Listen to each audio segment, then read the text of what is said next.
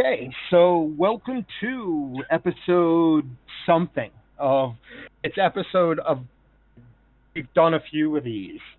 This is Star Trek Reliant. We're telling a story set in the Star Trek Online universe using the Star Trek Adventures game by Mephidius.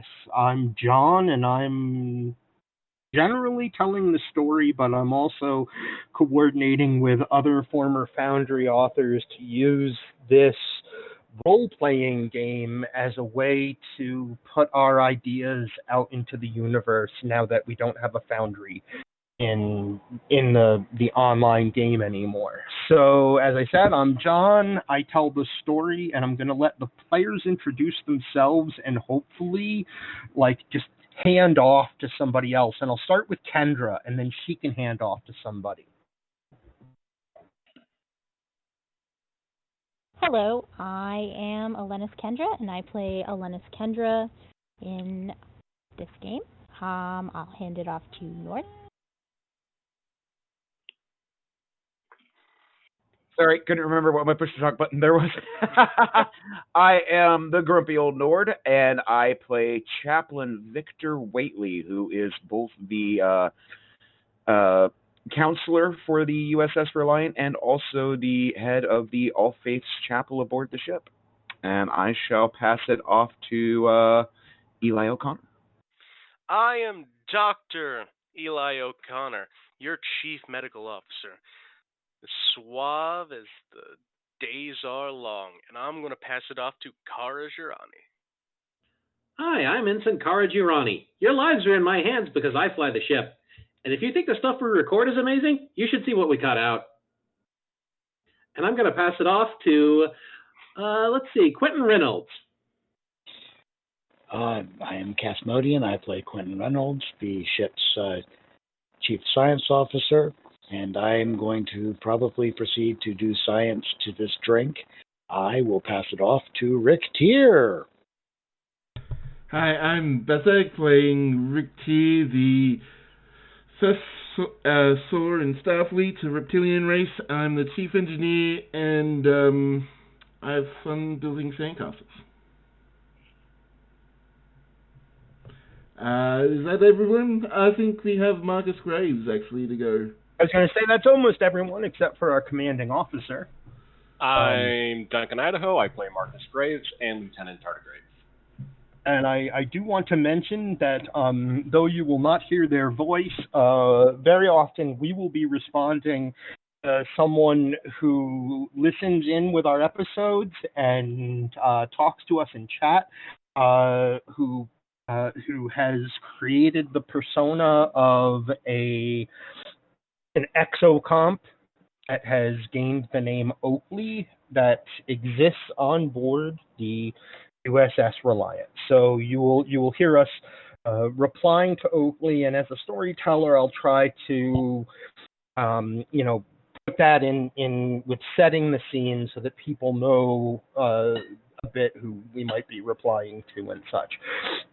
But I'll pick us up with just a really quick recap.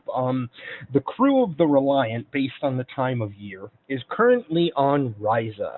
The year is 2409. It's the very first huge... Risa has always been a resort planet. But they have never had very specific, this is the celebration days. But this year, in the year 2409, Starship, I want to call it a Starship design and construction company that is on Risa, decided to premiere a very fast little ship called the Rysian Corvette, and it's turned Risa into a huge summer festival. The crew has arrived with the orders that an unknown intelligence asset, an undisclosed intelligence asset, is on Risa, and they are to enjoy their quote-unquote shore leave unless that intelligence asset requires that they become involved somehow.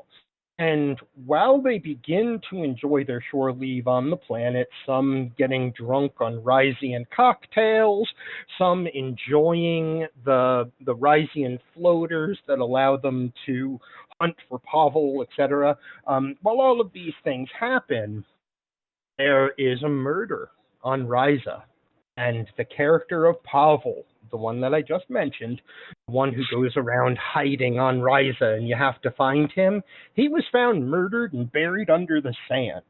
It looked like he was stabbed. It was pretty bloody, but it was covered up with sand. And Chaplain Waitley actually was nearby when the body was discovered. Regardless, the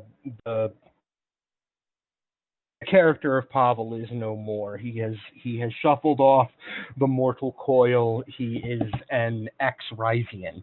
And near the same time, Captain Graves, or excuse me, Lieutenant Graves, who, on board the Reliant, he's the commanding officer, so you can call him a captain. Graves has a conversation with an Orion in one of the huts with the beautiful views of the ocean. An Orion woman who, the only thing I would say about their conversation that seemed off in any way, she wanted to talk about the festival and the new ship and the things happening, is that she may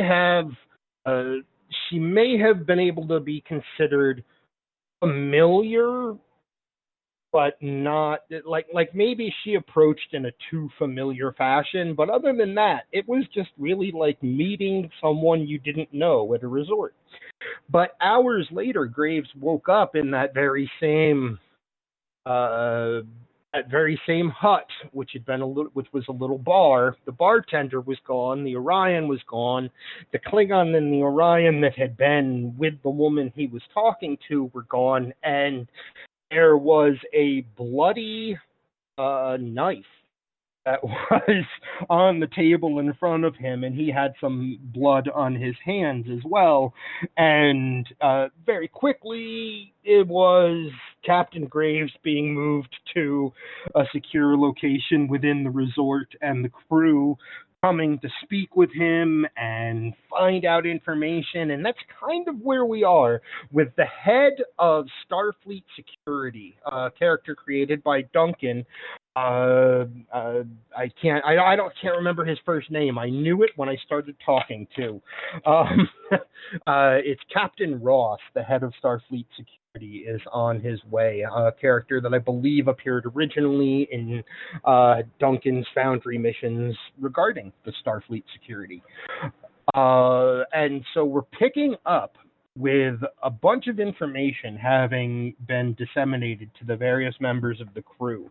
And we kind of what was one of the last things that I caught was Chaplain Waitley realizing, like, everybody else kind of started to look at, like, various pieces of information. You had gotten, essentially, even the Rysian security does not believe that Captain Graves committed this murder.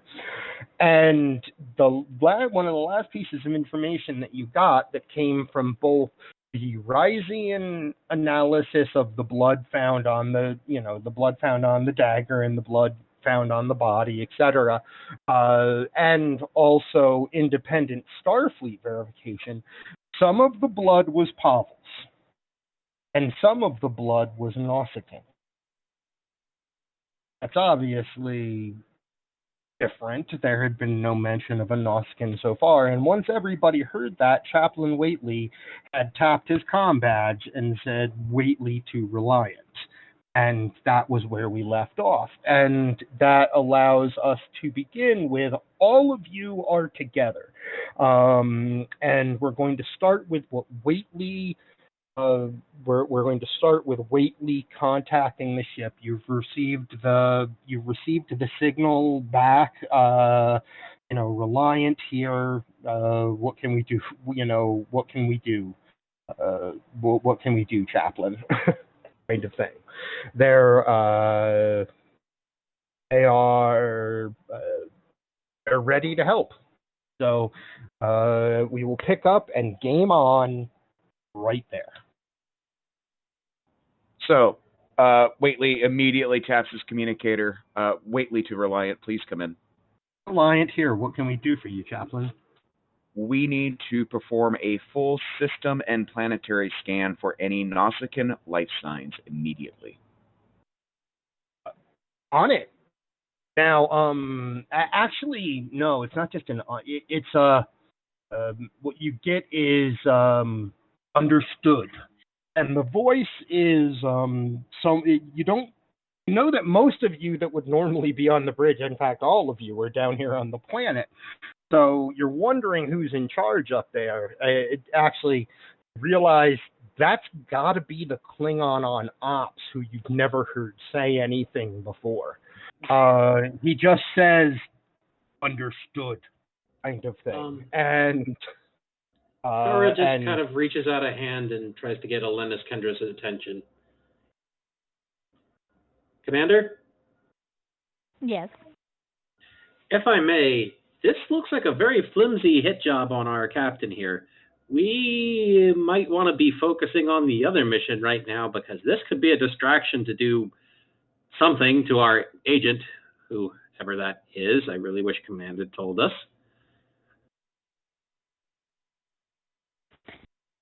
I definitely think there's more going on here than we realize. Do you have any suggestions? I think we should leave a set of people here who are good at investigation with Captain Graves to help clear his name, and then the rest of us should attempt to try and find the agent. I guess if they're an agent, they must be trying to make contact with us. I mean, it's not like we're very hard to find. If nothing else, maybe, I mean, what's Lieutenant Tardigrade up to? I mean, does anybody know what's going on with him? Also, now that I'm thinking about it, when's the last time anyone saw Rick Tier? Larissa says, I'd imagine that John is not doing well. He's a pretty empathic little creature, and his friend being in trouble probably has him all kinds of sad. Well, I would have suggested Chaplain Waitley. Larissa says, that's my guess. We haven't interacted that much. It sounds like a fairly good guess, Ensign Larissa. It's not like I know him any better, so I was going to suggest that Chaplain Waitley be one of the investigators, but perhaps he should be the one to go find Lieutenant Tardigrade, just in case he's in emotional distress.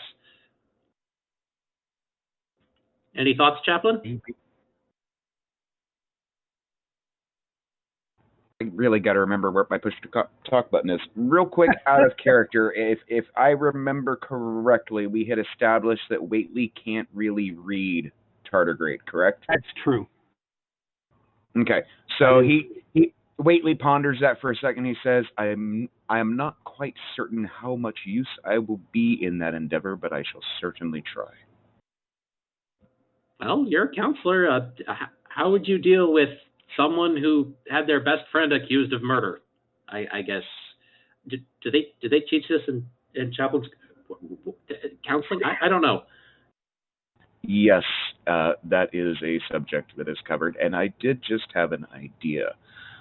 Since Waitley knows he can't read Tardigrade's thoughts, but he knows Tardigrade is a very unique individual that would kind of stand out some, he is going to start reading the surface thoughts of people that have seen something resembling Tardigrade. So he's going to start basically putting telepathic APB. You're going to start scanning people that you pass very, very lightly to be like, oh, they've seen Tardigrade. Where did they see it?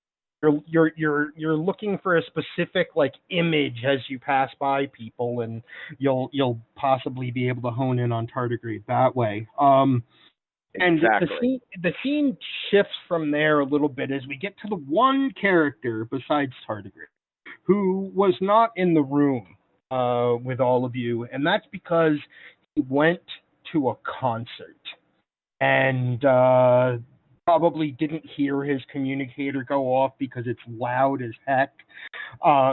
There is basically there is Rick Tier. One of the it depends on what Rick Tier thinks of rock and roll. Like, and by rock and roll I mean like like what we would call like modern rock and roll of like Hailstorm and the Pretty Reckless. I'm naming a couple of bands that come to mind with female lead singers. The Pretty Reckless, Hailstorm, In This Moment, Evanescence. Trying to think of others, but you get the idea. It depends on what Rick would think of music like that, as to what kind of a time he's having. And the people on stage are indeed, you as Baz know, and I'm sure, I can throw it up there for you guys because it's, hey, here's a reminder of what they look like. I'll throw it up there for you, Baz, if I can find it. Oh, look, there they are. There they are. There's the three that never change. They're on stage rocking out. What is Rick's reaction to this? What's happening is there's a huge bonfire that has a stage set up on it. You see 3 bands total.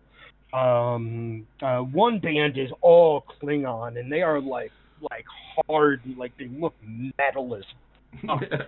I've never said I'm not going to curse, but yeah, these Klingons look like metal as fuck kind of thing. And you by looking at the program or whatever, a sign, you're going to guess that they might be the Sons of None. And it's a rock concert happening on a beach as we shift our scene. Rick Tier in the middle of a rock concert. So Rick's probably just sort of getting an idea of the different styles. He doesn't seem to be particularly getting like involved, like immersed in the music, but he does, like, there is a smile and he is like nodding along to the beat, and like, he's getting into it, but not a whole lot. Okay. The overall feeling is it depends on again. One of the things that I'm wondering what it's like for Soars is this is one of those loud concerts. Like, you go there and you go to this concert and it's just loud there. So I don't know, like, I can't remember, rather, because you may have written it in your write-up about the SOAR. I can't remember what kind of hearing they have. So, I mean, this may be tough on him. Maybe, I don't know, but that's a possibility. However, you see a Ferengi. He's not dancing. Most of the people are dancing. Most of the people are in like board shorts, and they're dressed like beach-going vacationers having a great time at a rock concert in the evening. And he's not dressed like that. He's dressed in a white shirt that actually he is wearing some sort of a very elaborate bow tie. It's big. It's the same size as like a small bow tie. It's just got more bumps to it, I guess is one way to put it. And it's like an elaborate ornate bow tie, and he's wearing just a pair of he's got on something that looks like it would match as beach wear as far as leggings go, and he is barefoot, but he keeps looking at a pad in his hand and looking at the crowd, and he has noticed you and looked down at the pad and looked back at you and looked down at the pad and looked back at you, and now he realizes that you've caught him looking at you. His lobes are pretty decent. He's got pretty big lobes. That's all I can say about it. Do you want to do anything? But so Rick T's got slightly better hearing. He's sort of positioned himself sort of more on the exterior, not right at the center, not sort of in the middle to the back, not at the exterior back, but somewhere in the middle, where it's quite comfortable enough. But he sort of just clocks the Ferengi, does the raised eyebrow, and just makes his way over there towards him. Okay. Ferengi. What do you do if you actually walk right toward him? He puts his pad down and he stands up straight. And he looks right at you as he walks up and he says, "Are you sorry? Are you sorry? Sorry?" That is close enough, yes. Yes, that's you're the race from the Beta Quadrant, yes? Well, there are many races from the Beta Quadrant, but yes. But good, then I may have found the right person, because I haven't found anybody else who looks like you. I need a distraction. It's very important. I'm going to do an insight on this guy, even though I'm very horrible at insight.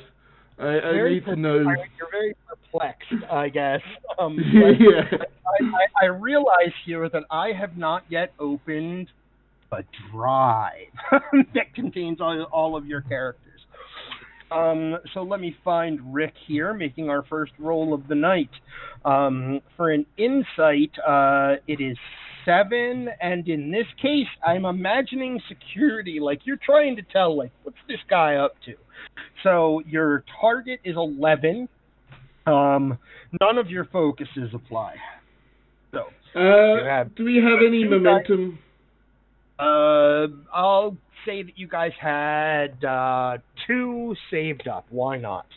I'll be super kind and give you guys 2 to start with, since I start with 8 or the rules say I start with 14 threat. I'm but yeah, so yeah, you guys can have a couple of points. All right, there's my roll. I only got 1 success. Well, you think with 1 success that he was definitely looking for you. And he might know, with 1 success, he might know more about you than you guessed so far. Okay, well, for now I'm going to have to assume that he's an intelligence asset. Or at least connected there. That's the I love it. I love it. That's the only assumption that I can make at this point. This is what happens when command doesn't actually tell us who the asset is. Uh-huh. And so I'm going... What kind of distraction are you looking for? So... what do you think of Orions? And then the scene, we're gonna shift to the scene. back to everybody starting to going where they're going to go, and we're going to pick up with individual characters. And I'm wondering if Duncan, if you're ready to hop in and join all us. set. Cool. Because I would like to shift the scene as Rick says, Rick is like, what kind of distraction do you need? And he goes, well, what do you think about Orions? And then we're looking at the same time of night as the sun is sinking down over the. There's not even really any of the suns of Ryza left because there are two. What you're seeing now is their reflections up off of the atmosphere. It's Tardigrade is looking at that, and a Jem'Hadar, John Tardigrade, was looking at that on the beach when a Jem'Hadar wearing a purple Speedo sat down next to him and said, "You are of the crew of the Reliant?" And as we established, Lieutenant Tardigrade growled and then proceeded to burrow into the sand. Yep, and popped his head back up. And then growled again, and then his head is still poked above the sand, but just barely, and you can just see two little paws on the surface. He can scrabble very quickly now. That is where we pick up with Lieutenant Tardigrade. And the Jem'Hadar, after Tardigrade did that, went, "This is going to be more difficult than the Mayhem indicated. I represent Miranda Mayhem. She is working for Starfleet Intelligence to recover assets very valuable to potential allies in the Romulan Republic. They need someone non-Starfleet interfering, and since we're not Starfleet, do you even understand me? Like wiggle an eye stalk or something." Security code. What's your security code? Security code? He actually gives you a security code which Lieutenant Tardigrade, being a security officer, would recognize as the security code of a ship that is contracted by Starfleet. It's a contract number, not exactly a security code. It's what he responds very quickly with it, but you would know that it's the kind of number, and I mean you'd have to look it up on a console to find out which ship it is and everything. But it's the kind of a number that would be assigned to a ship working adjunct to Starfleet, like a hired specialist or something along those lines. Just so you know, Lieutenant Tardigrade was entirely bluffing in that scene. He wouldn't know security codes said to him. That's awesome. Well, that's super great, because the guy really then Tardigrade's view of it is he responds quickly and assuredly with a security code that sounds very authentic, I guess. It sounds good.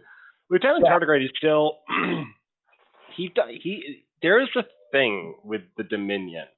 I get it. So he is very. There's a lot of, as much as counts for Tardigrade culture, there is a hesitancy to interact. And Lieutenant Tardigrade is inherently suspicious of this Jem'Hadar. That's great. I love it. I love it. Spike has never had to deal with a creature like Tardigrade ever in his life. The Jem'Hadar's name is Spike because, well, I'll tell you guys another time. But anyway, he says, "So are we good? I need to be in con. I or another one of my crew. I'm out here because the rest of the crew is," and he points up to the stage, over half a mile down the beach where you hear the sounds of like a distant concert. He goes, "Because the rest of the crew, they're down there." I need to contact someone aboard your ship able to provide a distraction. There is a Klingon Defense Force intelligence team on the planet as well, and they need to be distracted while we cause mayhem. Lieutenant Tardigrade, despite his suspicion, is getting excited at the thought of distraction and mayhem. Uh-huh. So he kind of just is sort of like pushing things to one side. He's like, okay, so he's sort of scrabbling out to the surface, and he just looks up to the Jem'Hadar and says, okay, where do I need to go? I'm your distraction. It's got to be a big distraction. So I can make a big distraction. I believe you. I totally believe you. Work for Starfleet on. I can give you the following information, and he tells you he actually has a small data chip. It's the kind of thing that most people don't use anymore. Most data goes through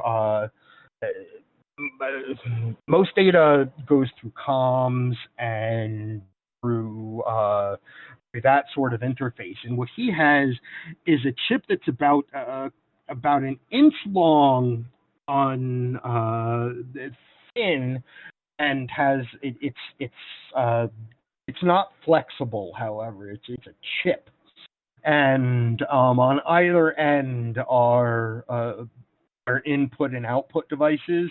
And he says, I can give you this information that will tell you and any of the rest of your crew that can help provide the distraction that we need by distracting these Klingon agents in about 4 hours from now, and when the middle of the night has come.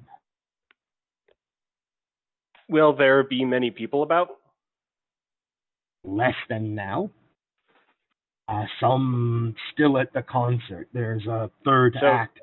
Will probably go past then. So the concert will still be on? Yes. Good.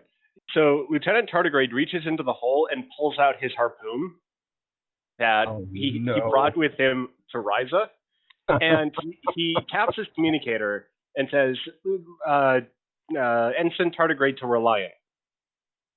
Reliant here. What can we do for you, Ensign? I need my special package B sent down. It's already in a box. I talked to transporter officer. Everything's good. They just need to beam it down to where I am right now. Hey, one moment, and a moment later, a little box appears next to Tardigrade. Lieutenant, he opens it in sort of like in making sure the Jem'Hadar can see what he's opening, and he pulls out a very long, very sort of taut. It's not rope. It's a synthetic nylon fiber, which is going to be very, very strong, and a cannon to launch something. And he begins tying the nylon rope to the harpoon in a special little slot it has. He looks over at you and he says, remember, it's the middle of the night that we need those specific Klingons, well, that specific group, to not be anywhere except either enjoying the concert or here somewhere. There's a cave. You don't need to know that part. Distract the Klingons. And he stands up, brushes a little bit of sand off of the butt of his swimsuit, and he starts to walk away back toward the stage as we oh my goodness, Tardigrade is going to take this all on by himself. It's awesome. There was one other item in there, and it's a megaphone. Oh, that's even better. No Rambo hit that? Now, the rest of you, we pick back up with the words, Reliant to away team. We have the scans you were looking for, Chaplain. There are 4 Nausicaans on the on Ryza at the moment, and unless we leave, and this has only been like a couple of minutes. You know what I'm saying? It didn't take them long to get this information for you. You're right. You have the resources of a starship right up there in orbit. And they say there, unless you want us to leave planetary orbit, we're not going to be able to get full scans of the system. But we seem, aside from vacationers, we seem alone up here. So there are 4 Nausicaans on the planet, though. Do you want their locations? Yes, please. And forward that information to the tricorders or pads of everyone on the away team. Right on. The tardigrade gets this information as well. So does Rick Tier. And this is happening. The reason this actually in sequence of events, this is happening in like perfect timing. Like where each of you are left off so far is where you're going to get this message from. Waitley. There are 4 Nausicaans on the planet currently.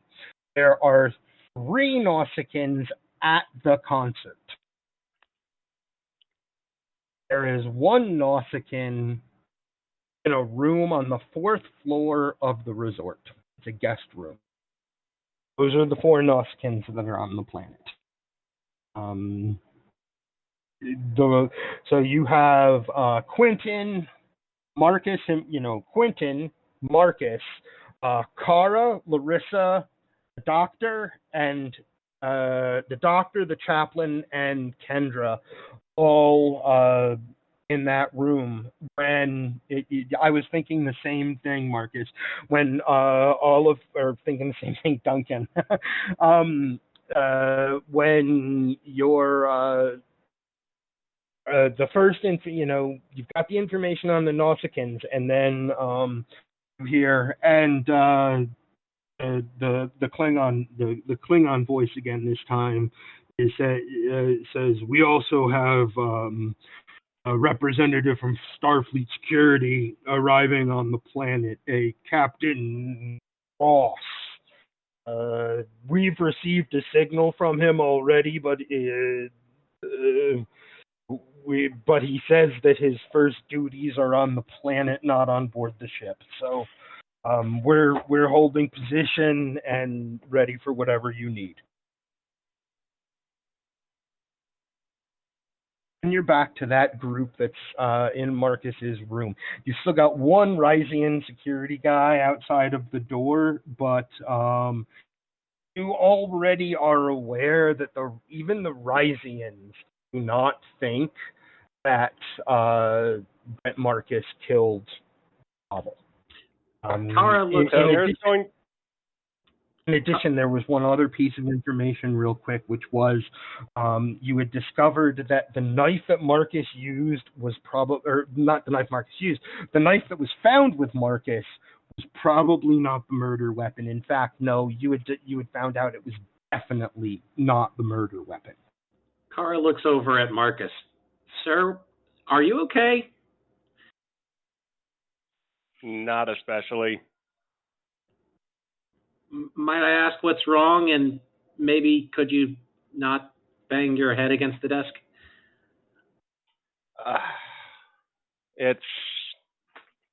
And you can see he's visibly, like, he's really off balance at this.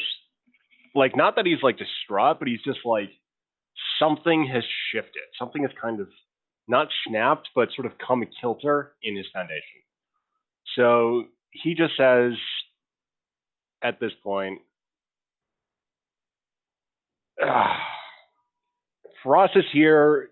It's got official. We need to bring him in right now. Take care of that business as quick as possible so you can get out and fix whatever is happening on this planet. Sir, Kara looks distinctly uncomfortable at seeing Marcus so off balance, since she's never seen him like that.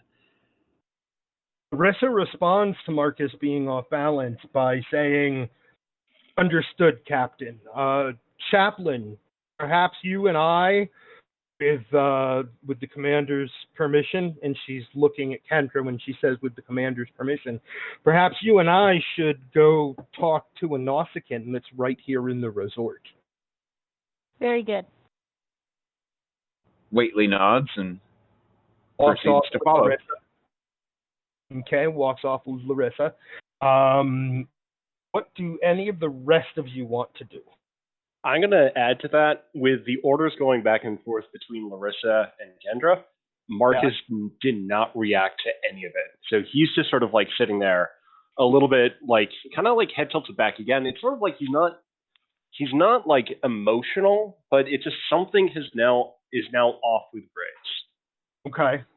I will say this, Whately, you can tell that because it's not like she's broadcasting it, because she doesn't know how. But Larissa is broadcasting. You've never seen Marcus Graves react that way after 4 years in the academy together. No, maybe more. I'm not even sure how. Yeah, they were in the academy together. She's never seen Marcus act like this, and she wants to solve it right the F away. He said, "Stop what figure out what's going on." And their current lead was Nausicaans, and she was like, "We're gonna go look into Nausicaans right now." So she's very focused on on feeling like what you're doing is important. What does Quentin, Kara, Dr. O'Connor, and Elenis do? Guys, actually, hold on. Can I actually interject on the scene here? Oh, but then we can get to Kendra. I want to bring Ross in at the door. Okay, I was thinking Ross would come in right after the final four in the room with you decide which direction of the investigation they're going. For comedic effect, I'm just going to have Kara standing in front of the door just so that when he opens it, he knocks her out of the way. With your permission. That would be awesome. That's totally cool. I love it. I'd like to have a yeah, Ross could be arriving at the door right now if you think that's appropriate. That'd be awesome. Kendra first. Okay. I'd like to have a word with the commander alone. As you wish, Commander. Kara moves towards the door. I need to go find access to the planetary data net because there should be entry visas and ship tracking for these individuals, so we should be able to get an idea of at least who else they're interacting with or where they've come from. Are you coming, Doctor? Coming where? She wants a word alone with the commander. We should step outside. Right. I'll go outside, yep. Okay, so it's Kendra and Graves have a moment together as the rest of you stepping out the door. We'll pick right up there because you step out the door in the hallway to find Dan and Ross. Actually, no, because the commander of their forces wouldn't have come all the way back up here. He doesn't think that Graves is guilty. He would have simply directed Ross to a room, and when Ross got there, there's a Reliant security officer standing at the door. Like the captain of their security, Don, I remember, like specific. I can't. Yeah, he wouldn't have come back up there.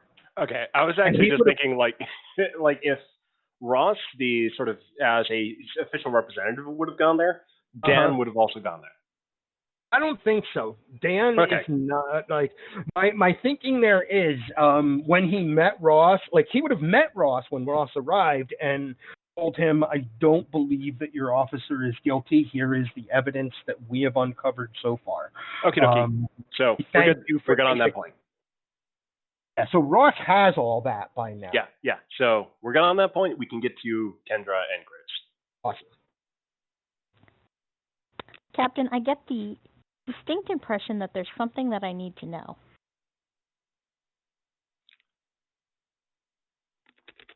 Ross was an officer who was involved with me joining Starfleet and 2 others. And of the 3, 2 of us are on Reliant. So I haven't talked to Ross in a long time, and he's managing fine. Yeah, this is not a good time for him to be coming back in.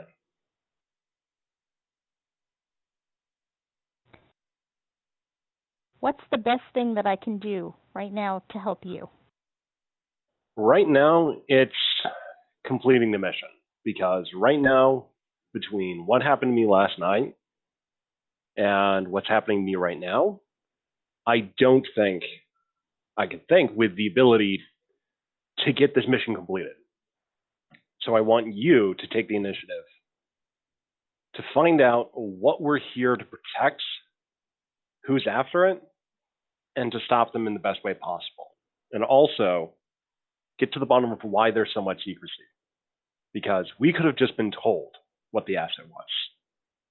We're in a worse position for not knowing. So what is Starfleet? Why did Starfleet do that? We need that answer. Because I don't like that at this point. Understood. We can talk about this later, but I'll just say that the last mission I know Ross was on Vega.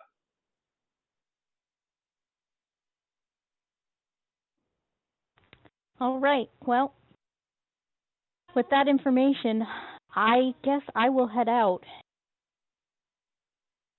All right, much appreciated. And he's sort of like, he's coming back into sort of a falling it back into the formality of command.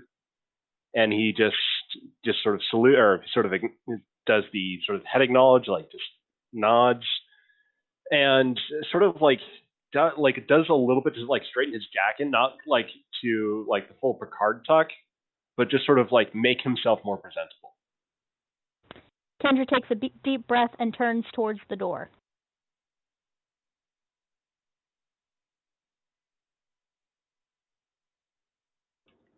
So there's the hallway scene now. Unless I guess we just come back in, since we did want Cara to be standing in front of the door for Ross. I don't know, because I don't think that I don't think Ross. I don't know. Duncan can correct me if I'm wrong. He probably wants a minute with the captain alone, like that. And I mean, Duncan actually doesn't want to role play that. But I think the captain doesn't want that. Okay, no. Okay, we can quickly cover that real quick. Yeah, so probably that was. Well, my actually, guess. hold on. Let's have that moment of introduction between Ross and the crew first, and then I can take care of as like the outro his moment with Grace. I think so it's Dr. O'Connor, Cara, Quentin, and Lennis. That's it. It's you 3 that step into the hallway and are the first to meet Captain Ross. So to wait, hold on. Give me a second, because I gotta post something and I can't have the mic on while this is happening. So just no problem. No problem. It's okay. I'll just go ahead and give Cara's quick reaction. When she sees someone in a Starfleet uniform, she quickly takes a look at the pips and then straightens up and salutes. Yeah. See, I was. I'm trolling Duncan's Twitter for his. I posted it. So I posted my breeder image of Ross. So that is directly from the game with our breeder. So that is who you're meeting. It is that picture in looks the like episode. Sean Bean. Oh, is he? Yes. So he's a kind of a sort of sprightly distinctly sort of like somewhat British sounding. Not quite gentleman, but not quite like a cop either. It's sort of like this weird mix of casual. So he's got a Starfleet uniform, but he's got a bandolier with an empty holster on it, just strapped across his chest as well. Some other non-standard bits of uniform. His pants probably aren't a regulation issue. There's something like a combat fatigue. But he's got a more formal dress uniform on underneath all of it. So it's kind of, and everything's kept up really well. Some of it you've seen a little bit of use, but it's this weird mix of formal, informal, military, not military, and it's just sort of like he is unusual. So, correction. Kara counts the pips, salutes, and gives him a look up and down. And Ross returns it by giving Kara a good look up and down. Now, what is Kara wearing at this point? Kara is still wearing her one-piece swimsuit, and over that she's wearing a light jacket, and she's also got some shorts on, which are, coquettishly unbuttoned. So is any of this Starfleet branded? No. She does have her comm badge on her jacket, though. Okay. So, let's see. So Ross gives her a look up and down, more or less like returning the gesture of like, I'm also like evaluating you, but then turns to the group like as a whole and says, hello there. I am Captain Alphonse A Ross, Starfleet Security, and I'm here at the behest of my superiors, who are ultimately your superiors as well, to sort this mess out. Now, I don't want to do too much to interfere with your normal chain of command. If you have any plans already, let me know, and I shall give you a good rubber stamp of approval before taking a few of you under my wing, and he looks at Kara at that, to see matters as I see fit as well. Kara kind of blinks and her eyes dart back and forth in a why me kind of look. And then he just gives her a look of like, you know exactly why. I stretch a little bit, just like, yep. Well, so it looks like someone has just volunteered themselves. So the Eddie and Dr. Eli O'Connor, I believe. Me? What? I shall require the two of your services on a little foray into some things that caught my interest. So Kara whispers very quietly to Eli, I think they call this being voluntold at the academy. Yeah, I was just about to say the same thing. And who is in command at this point? Lennis Kendra, I believe? I'm That would walking be out me, of the sir? door.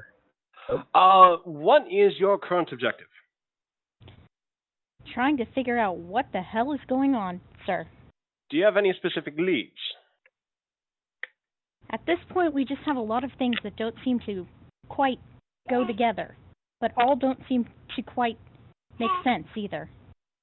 So Kara raises her hand and gently tries to get the attention on herself. He doesn't listen to that yet, but he distinctly notices the hand and just sort of like stops him, like he's about to make a gesture, stops himself, and then says, I've had a chat with I guess you could call him lovely security director here, and we have, by my count, a Orion to find, possibly a Klingon as well, if not multiple Klingons associated with that individual, and also maybe a Nausicaan, based on the evidence found with the knife, I believe. Have you identified any Nausicaans on the planet? We have. We've identified 4, 3 at the concert and 1 here in the resort. Have you checked their names? I was on my way to do that and check entry visas and stuff. Very good. So I believe I shall then take our junior officers here to try to find the Orion and the Klingons, if that is agreeable to you, with you. We do also have a cave with some very suspicious activity that we discovered. Very interesting. How many people do you have on the resort right now?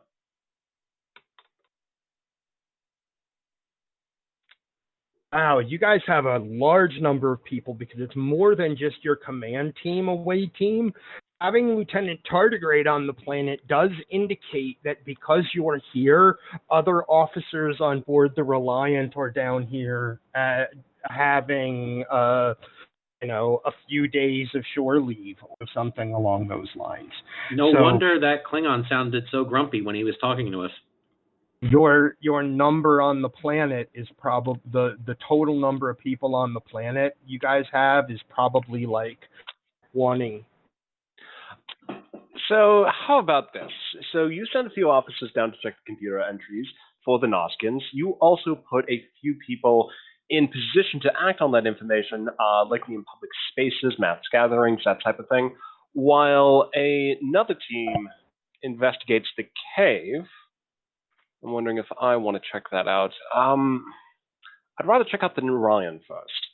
But if you could spare another couple of officers sent back to the cave, at least keep an eye on that facility, maybe with some heavy firepower, that would be, I think, agreeable. Very good. And then he sort of takes the silence after that, like little like he doesn't like it, but it's just sort of like he's it's the point where he would just say, like, you would naturally expect, like, all right, we're dismissed, and he's just waiting for something. Well, that me and Car with him, I just start walking over towards him.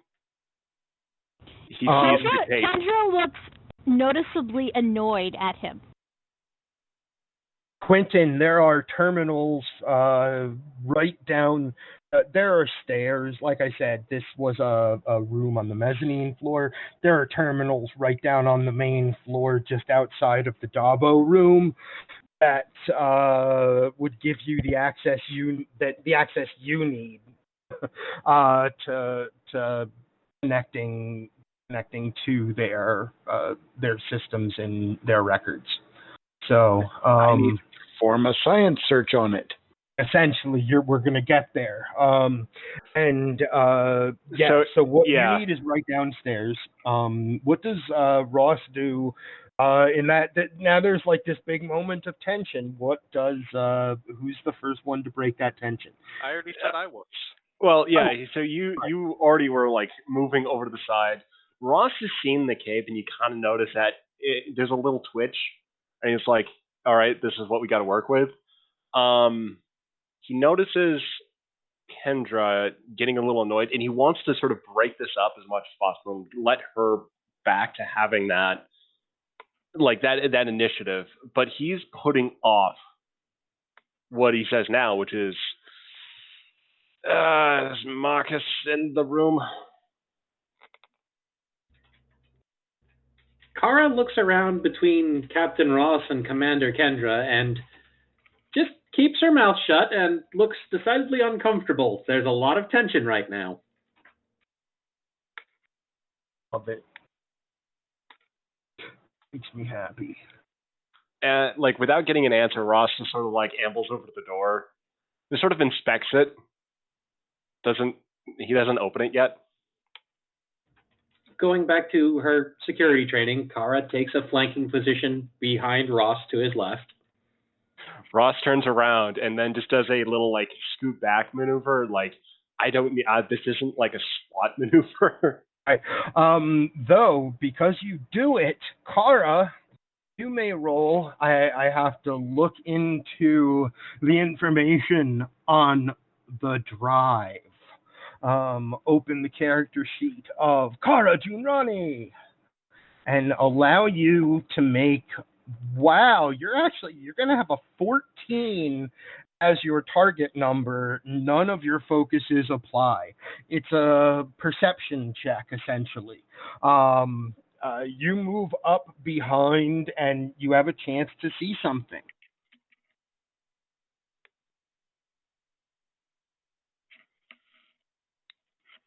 Oh my God. She just tripped and fell into Ross, didn't she? Nope.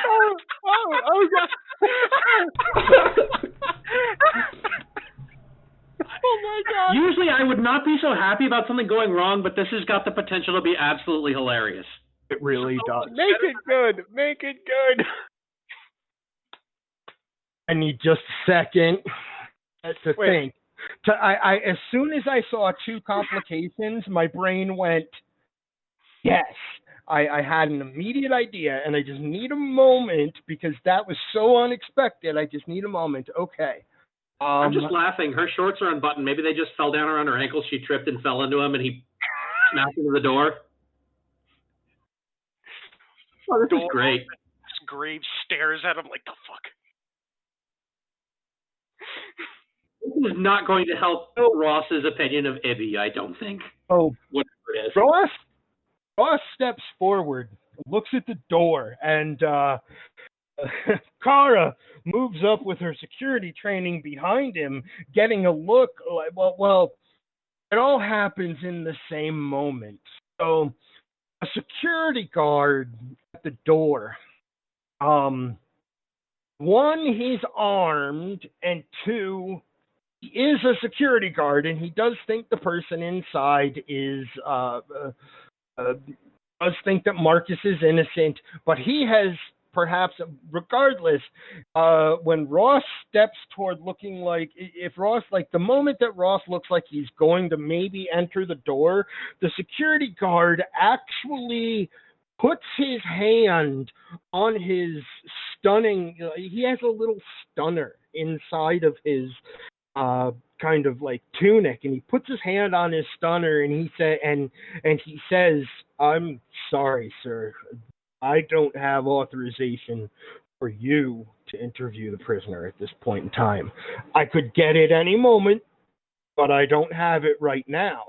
And then Kara stepping forward to be like looking, she just doesn't notice that Ross is totally innocent. This is and the double fail, the double complication here is that the security officer is just, after what he just saw and like the tension and stuff, he wants to make sure that he looks tough because he's kind of intimidated.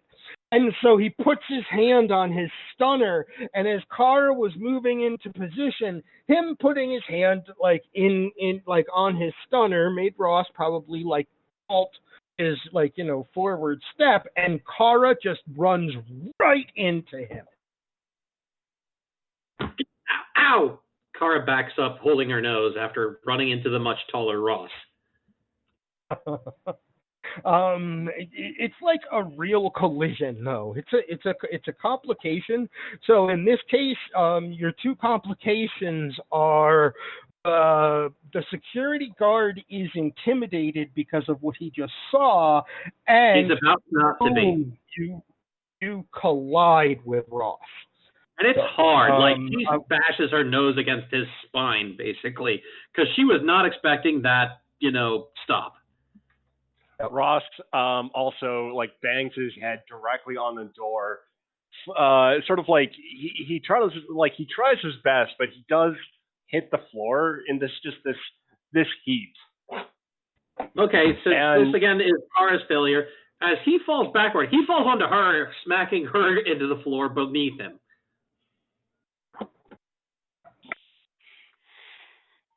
And everything is just silent at this point. Like, and everything goes silent for a moment. Quentin, and then just Kara quietly, sorry. but everything goes quiet for a moment, and the camera, I think, would focus on Quentin, Kendra, and Eli looking at what just happened. Like, did that just happen? It's one of like the funniest physical comedy moments I could imagine. And you guys just like, you're probably trying not to laugh. And while the camera is focused on you guys, you hear "sorry" in Kara's voice, and we're seen back down to the edge of a concert. And I'm going to pick up with the Ferengi saying to you, you say, "What kind of distraction?" And the Ferengi goes, "Okay, good. That means you're in. Are you the sorry that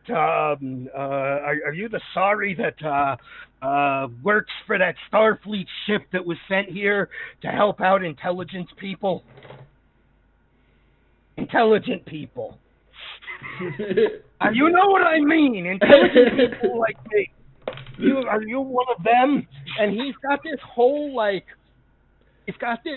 so something about him is lying. You're pretty sure that everything he says is hinted with a lie somehow. But he knows a lot of, and you say, but he keeps calling. He definitely knows you work for Starfleet, and he says, and he specifically has said, something that you were giving, but so it's just, you feel like he's a dishonest person the more that he has spoken. And he's like, so you here to help out intelligence and the distraction that we need, right? Okay, that's a hard one, really tough one. Are you really tough? It just sort of like I am the chief engineer of the USS Reliant. Oh, thank goodness. Well, there are these Klingon Defense Force agents on the planet. They are, they're here for the same reason that I'm here. Well, I'm here, not exactly. They're here for the same reason that people I work with, look, they're here to do bad things that Starfleet wouldn't like. And I work for somebody who works for somebody who works for somebody that does things that Starfleet likes. And in this case, something's going down at the back of the island.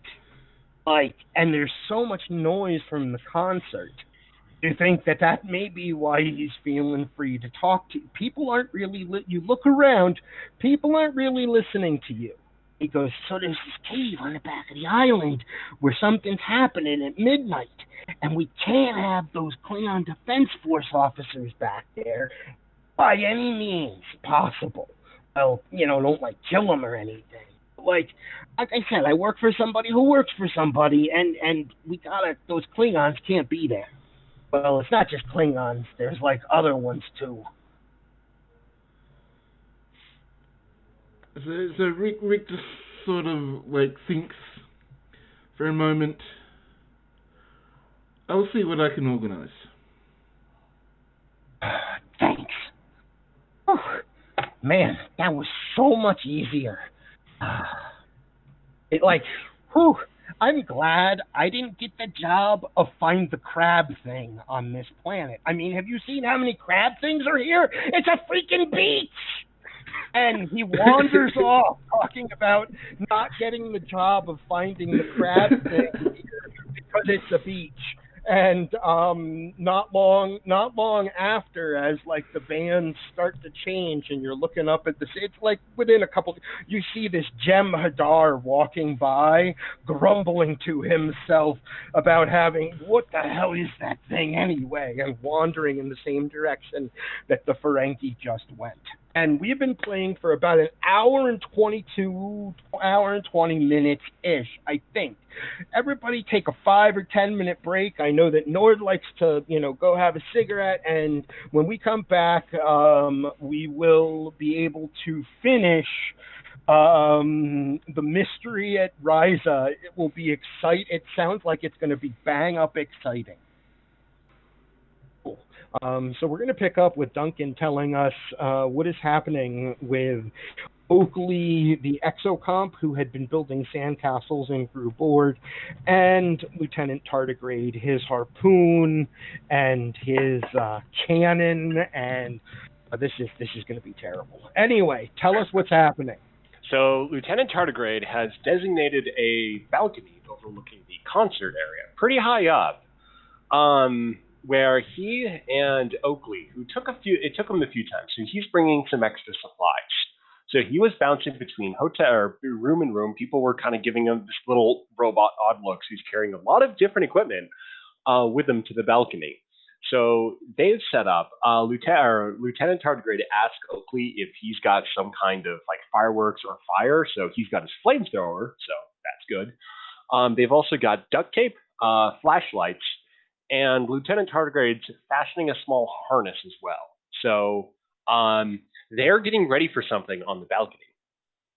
This is that's absolutely beautiful. But I'm thinking of the layout of Ryza, and the issue is that the resort would not provide you with a balcony. However, just down the beach, there is an old, it's actually not old, it's a beautiful lookout tower where the top of it has a lot of really nice seating. There's nobody there right now from what you guys can tell, and being up atop that would be... Gotta stop you. The idea is for them to do something over the concert. So wherever the concert is, they're above that. Okay, I have them. I just have to find it. Yeah, I thought they were just. Ryza.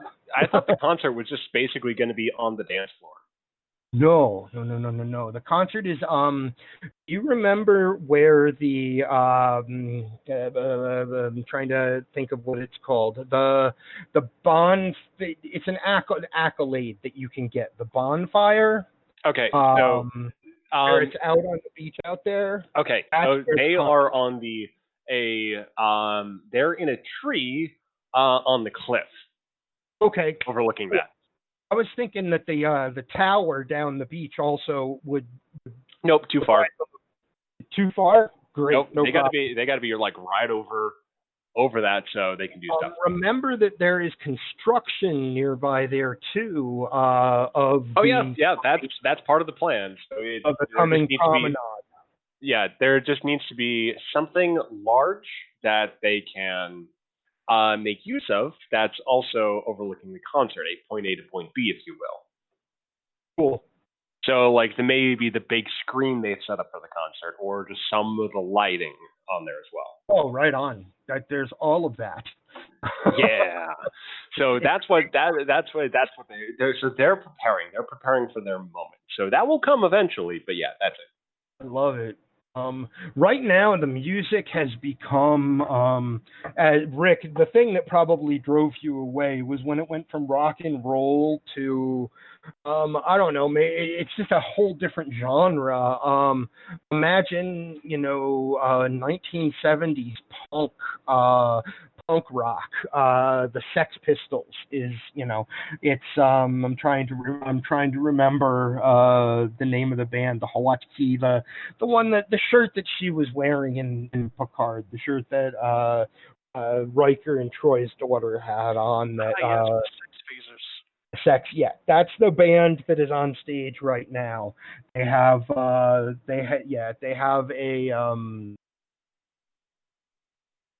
I would call it a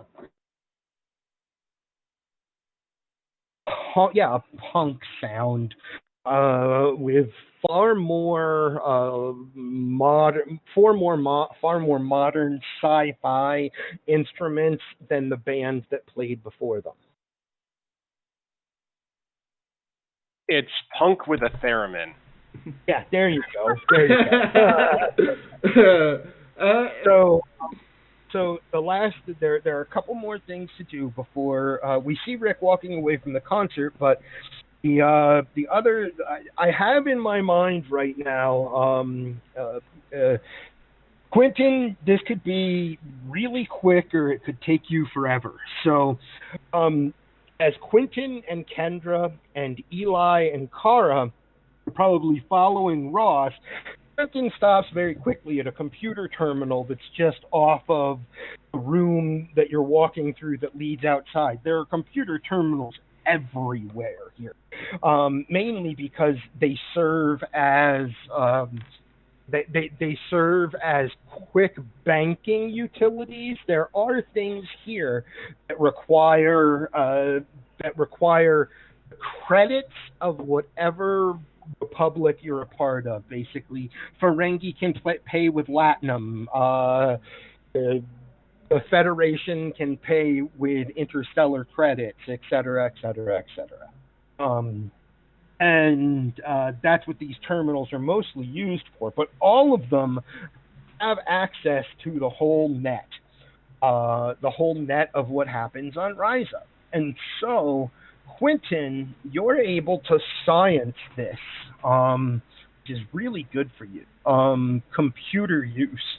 What would you say computer use is, Vaz? I'm thinking reason science. Well, yeah, it could be reason science, engineering, command, they all sort of security. Even I mean, pretty much all disciplines could apply. I think you're trying to science it. Am I correct in that, Quentin? Yes. Yeah. All right. If you're trying to science it, you start with sadly, none of your focuses apply. This is just like, except for maybe diligence, but not really. In this case, it's just how quickly can you get this information out of the computer. Your target number is 15, and you have 2 dice with which to try to do that. One success. You pop onto the computer as you guys are passing by.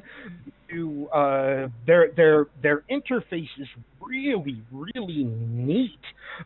There's like a holographic grid that's being projected above the call it like a pedestal type of thing.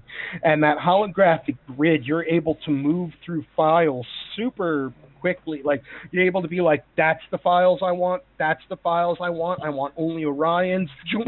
There's a shitload of Orions on planet. I want only Nausicaans. There's only 3 Nausicaans that are authorized to be here. You get everything you want. Any question you guys have about that stuff is now at your fingertips, and you can continue to follow Ross. And as you continue to follow Ross, we hear, my mind keeps telling me that since this is already kind of a funny episode, we hear something that almost could be compared to the way that the music, the heavy bass and everything else is happening at the concert, like a mile away-ish kind of thing, as it echoes through the hallways and like reverberates off of the walls of the resort. It's not very loud, but it doesn't need to be, as the scene changes and what we hear almost sounds like one of those 70s, like, I'm trying to think of, like, not sitcom exactly, but Stephen J. Cannell, like, A-Team and, like, dun, dun, dun, dun, dun, like, kind of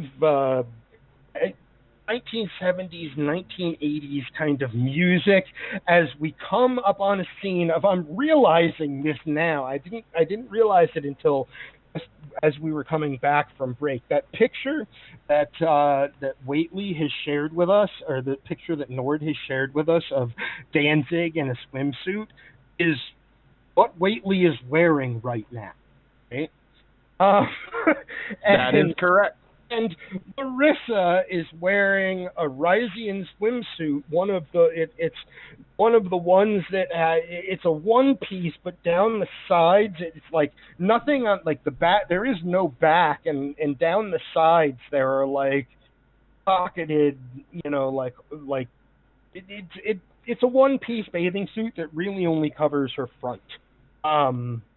Oh, she had a standard issue Starfleet. Yes, it's been a couple weeks. So yes, she is wearing a standard issue Starfleet swimsuit. And we see the two of them walking down a hallway. And the information that you have, Waitley, puts the Nausicaan in the room that is 4 doors down. Once you reach this particular, you reach the fourth floor of the resort. So you're 2 floors above the mezzanine where you were talking to the captain. And Larissa has basically a mini tricorder. It's the kind of thing that she had it in a little shoulder pouch. You thought might have contained, like like some people might have used it to contain sunscreen or something. But she pulls out like a tiny mini tricorder that you can tell has a very limited range, but as the two of you are walking, she has it out, and you have the information on your tricorder that the room 4 doors down there has a Nausicaan inside of it. And she doesn't seem to have that information yet. It seems like you have a better tricorder than the little one she's carrying. It does not have a cool purple stripe. Sorry, guys. So what do you do, Waitley, as you're approaching that door? So Waitley, as they start approaching, is going to kind of silence his mind and open himself up to whatever might be on the other side. Like, he's not going into it with expectations, just he's opening up to whatever there is. What is there on the other side? You may roll. What have we been calling that? We've been using like the same. Insight Command, I think we've been using. Yeah, we've been using Insight Command. I think you're correct. So for you, Mr. Waitley, that is 15 being your target number, and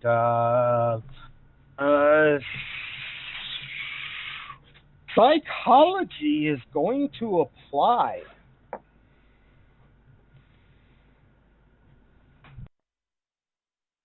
Two dice. What's my crit range? Or your crit range is 4, because you have a command of 4. You have a crit range of 4. 2 successes, but 1 complication. Oh, that's so badass. Oh, wow. So, inside of that room, there is someone who is hurt. There is more than one individual inside of that room. Nausicaan is not the person who is hurt. And the person who is hurt is not hurt badly. That person is a Klingon who is bearing the pain very well. The second person in that room is also a Klingon, and that person is nervous, terribly nervous, really, really fucking nervous. The third person in that room is a Nausicaan, who the feeling from the Nausicaan is that he wants his money now. And the last person in that room is your complication. Because you're like, okay, who are all of these people? Holy shit, that one person realizes that I just want... Somebody matches your mind in the room. Just as you get a thought of who they all are, you realize that you're not going to be able to tell anything about this last guy because he actually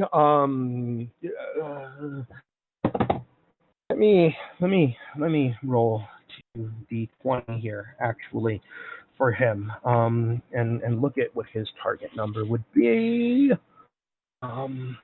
His target number, and we'll have a 4.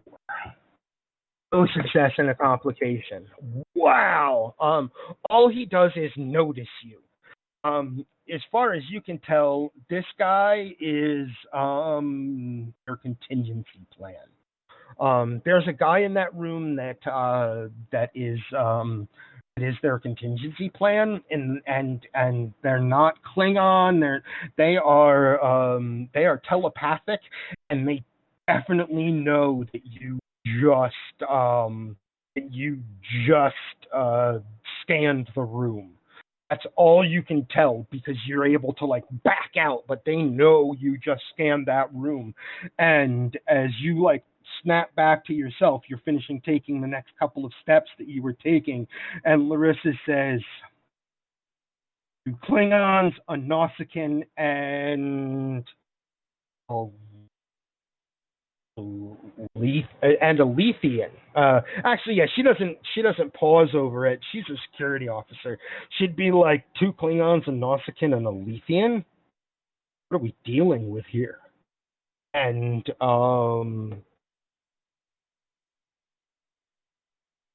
Now yeah. we know that these are all members of the current regime of the Klingon Empire, correct? You know that both the Lethians and the Nausicaans contract out mercenary work to the Klingon Empire.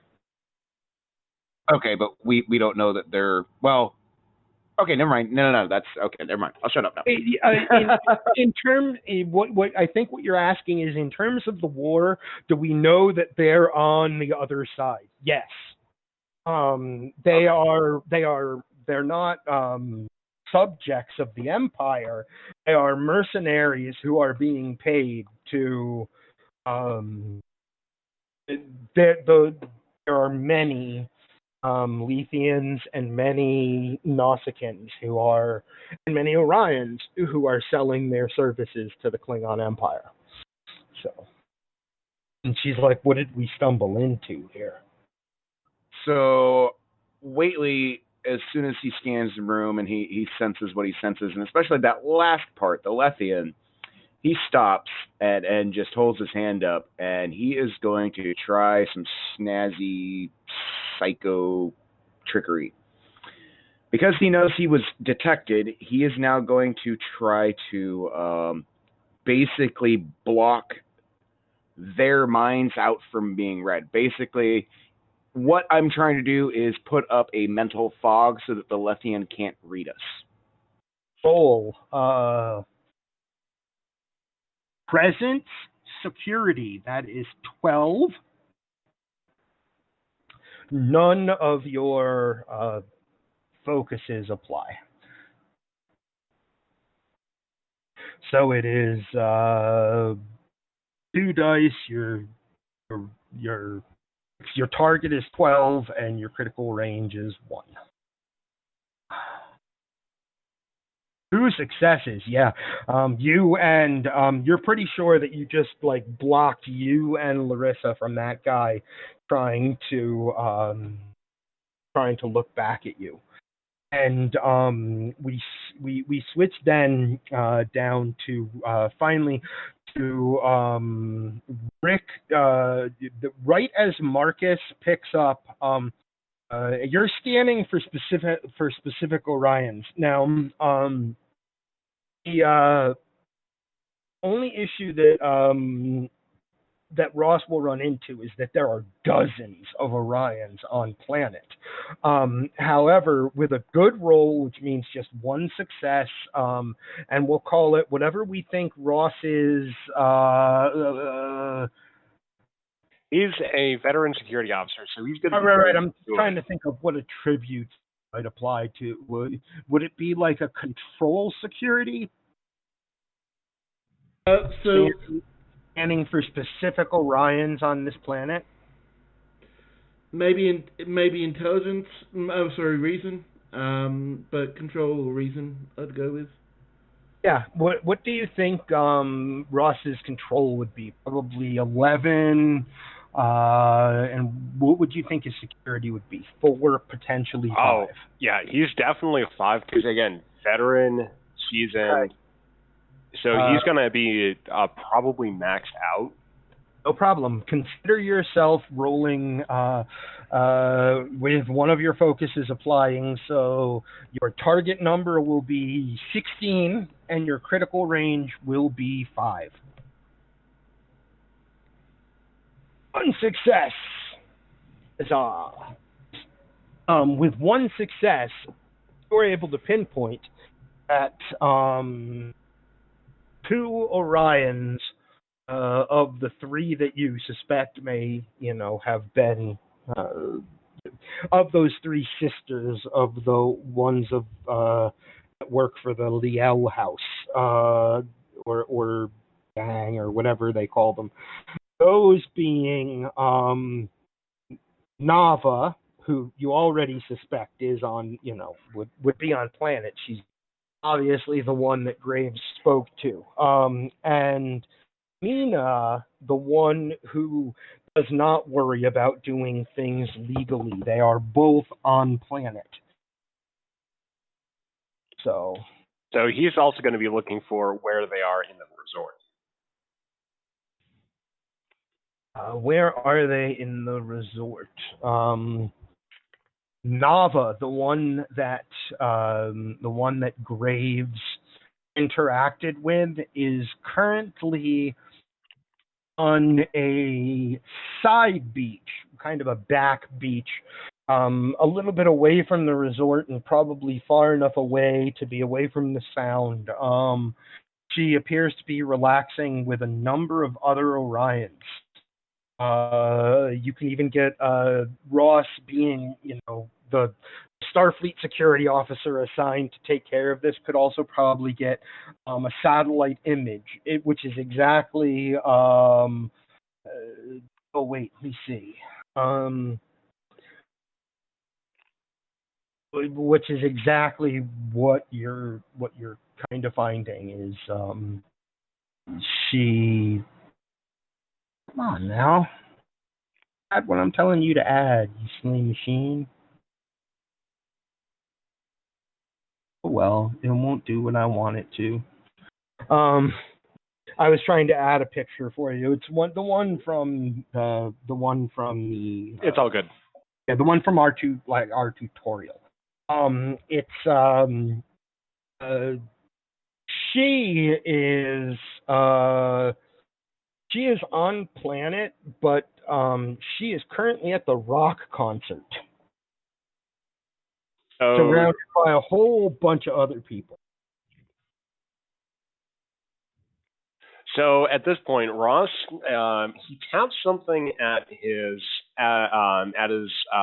belt, and a hollow image sort of shimmers around his body, and he's no longer wearing a Starfleet uniform. It's kind of this black, all black, sort of business, like casual businessman's jacket, and he puts on a pair of sunglasses and proceeds towards the concert with Eli and Kara in tow.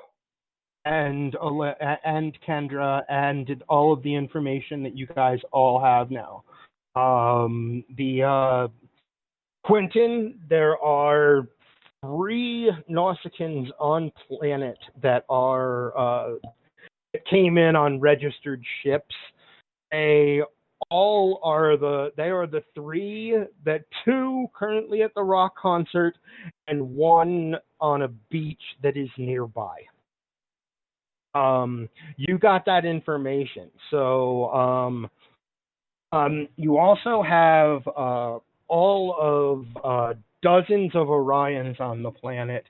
One of them, the ones you're looking for. You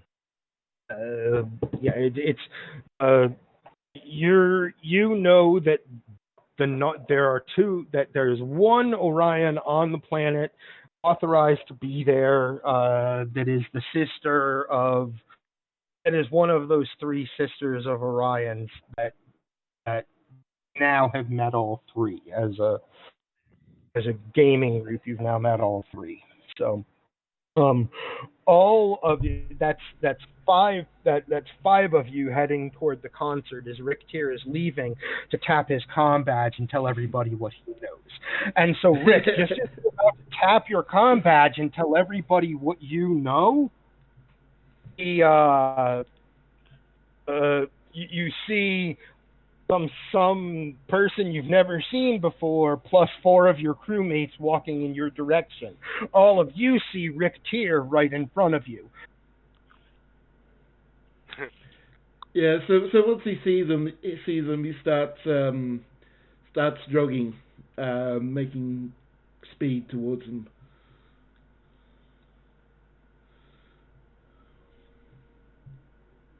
You guys meet up. The point is, boom, you guys meet up.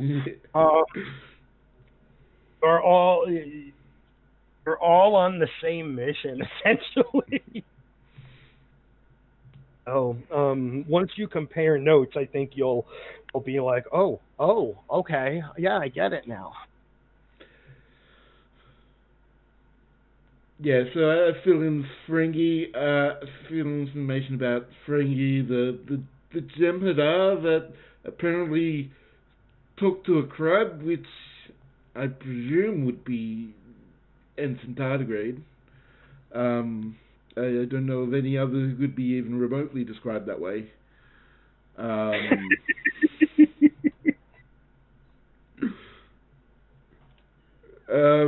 And well, considering the some Klingon and associated forces are interfering with this apparent intelligence operation, and they're wanting to distract them about midnight. Where is Lieutenant Tardigrade? Which now, just by the way, when he says, and they're wanting to do this around midnight, which now is, I'm going to say, like, just under, it's like 2 hours and 45 minutes away. It's going to be midnight.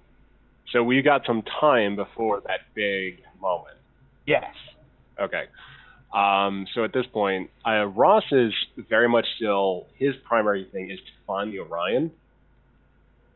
So he's taking the information from Rick about the Ferengi and about Spike, and then also noting that Lieutenant Tardigrade is on the case, and he is A-okay with that. He knows that little guy has initiative.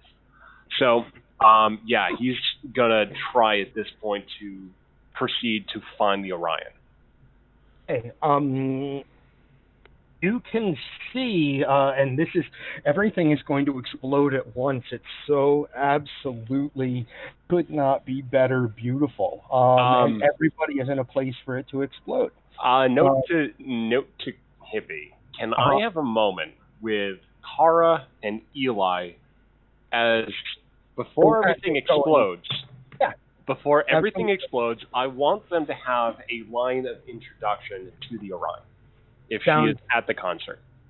Yeah, there is definitely, she is definitely at the one that is at the concert is the one that the first time you saw her face was seeing what she said to the miners on that station when she said something along the lines of you have mining freighters, I have 12 warships, prepare to be boarded. And then you rescued those people at the end of the tutorial. So that's the one that is here on that dance floor. Wait, he's trying to find the one that was like in Grace. So she is on the back beach. Yeah, so that's where he would have gone. Okay, so that's guys will need to rent floaters to get back there, or a boat. I mean, you could walk back there, but it will take a while. It's on the other side of the island. It's all the way in the back of the island. She is there relaxing with a group of Orions. There are a total of 6 of them there, enjoying the early evening with a small fire. Yeah, so Ross would have been doing that. So he wouldn't have gone, like, if the Orion he was looking for wasn't at the concert, he wouldn't have gone to the concert. So there are 2 Orions that he could potentially want to find. He is looking specifically for Nava, the one that was identified there, and he's got enough information to identify her specifically. Yeah, she's on the back beach. Yeah. So he's going there. So everybody is how are you guys getting back there? Via a boat or site-to-site transport? Site-to-site transport. That's even better. Reliant is quite prepared to do so, and you all disappear in that silvery shimmer and reappear in a silvery shimmer. There is a small fire. It's like a campfire. Also, I gotta stop you there for a sec. We don't necessarily all go because we gotta figure out who's doing what. This is what Ross is doing, and he's shanghaied Kara and Eli to do that. But I don't know about Kendra, he hasn't Waitley. given the others any orders. Waitley and Larissa are not there, but everybody else was behind the Orion. And that puts everyone else of the Reliance command crew with Ross right now. Okay, so you know what? Let's flip this around. Let's flip this around. Say, if he's identified that Orion at the breach, and then we've got the other one that's the one we've interacted with before, let's go ahead and change the priority that Ross is like, okay, I want to take care of this one first. Like, okay, we'll have the grand showdown later, but let's go ahead and deal with the one that's more ethically, more of a problem to have in public.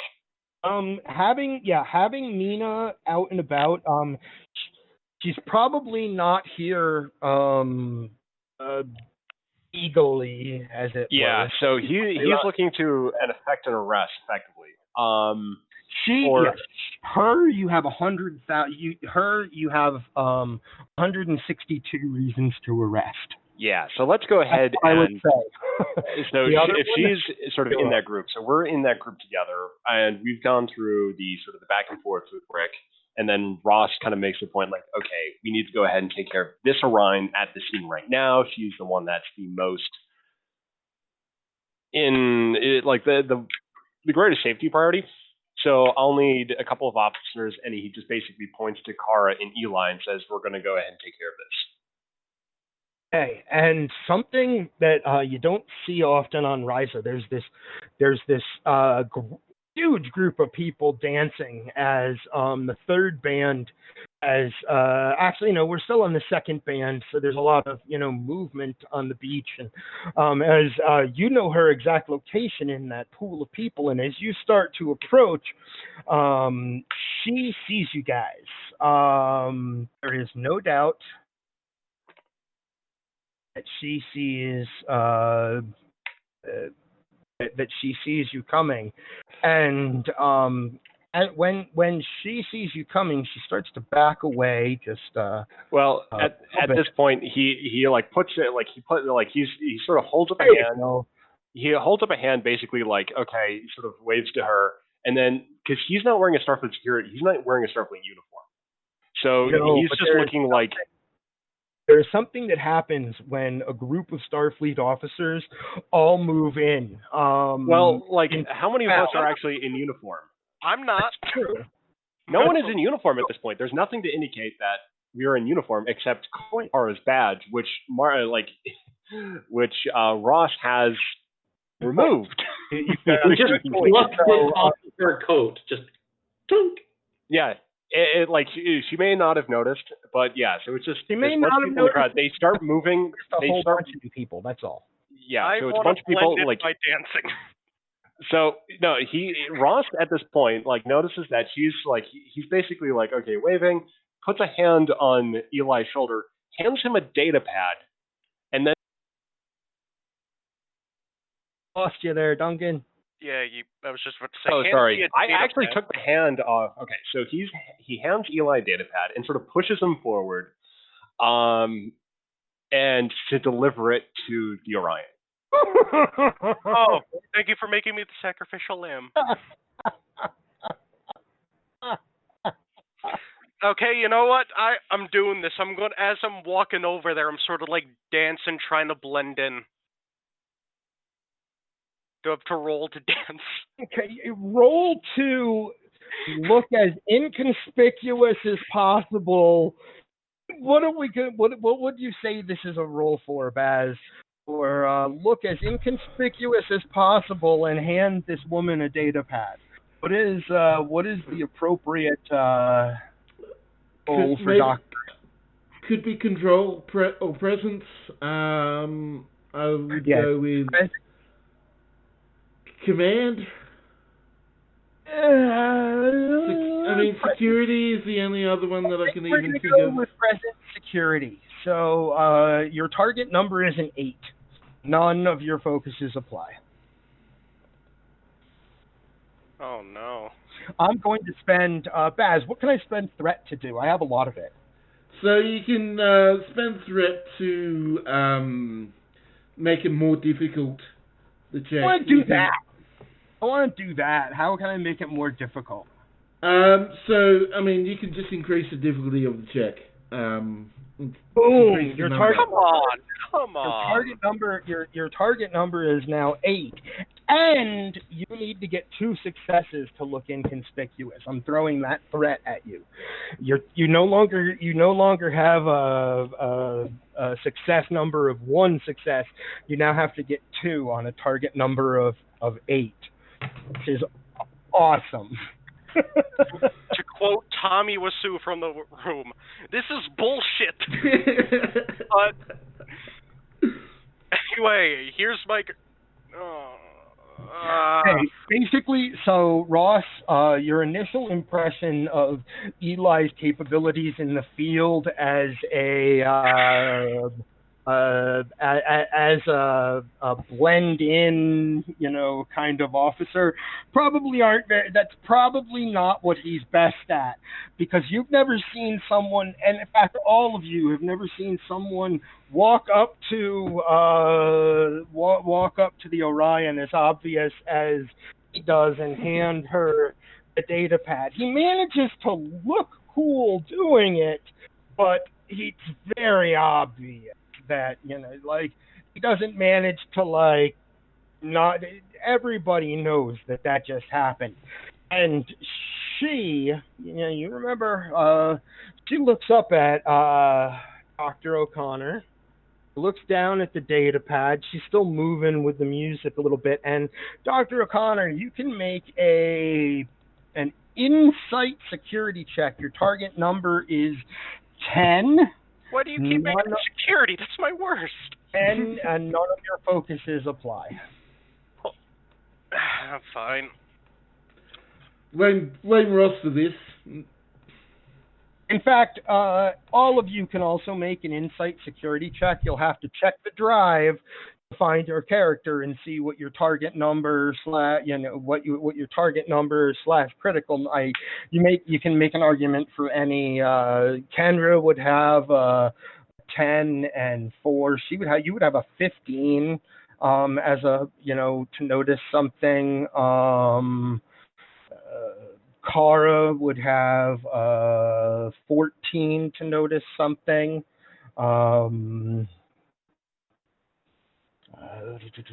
Quentin will have 13 to notice something. And Rick Tier, 7 and 4, 11 to notice a thing. Oh, and not lately yet. I noticed a thing, so. 1 success. So some people notice a thing. Cool. And it's very good that you noticed the thing, Nick, as Dr. O'Connor. 3 successes. That banks 2 for you guys. 2 successes banks 1. 2 successes banks 1. You guys just earned 4 points of what is it called in this game? Momentum, but I do have to break in. Does it count for Ross since he's an NPC? No, sorry. So come on. I was rolling for him. Actually, so we're going to go... you already had 1 left, so you guys now have 3 momentum as a group. My threat is down to 5. That's what my threat is. Because it costs 2 to do that, what I did, right, Baz? Making it, really hard. Yeah. Yeah, so my threat is down to 5. There are 7 players. To me, it says you're supposed to get 2 or 3 or something for each player playing, and I'm like, no, that makes no sense. I'll take 1 for each player playing. What was my number again? Your target number is... Let me find Kendra here real quick. I had it, I swear. There it is. It's Insight plus Security, whatever that is. Insight plus Security is 15 for you.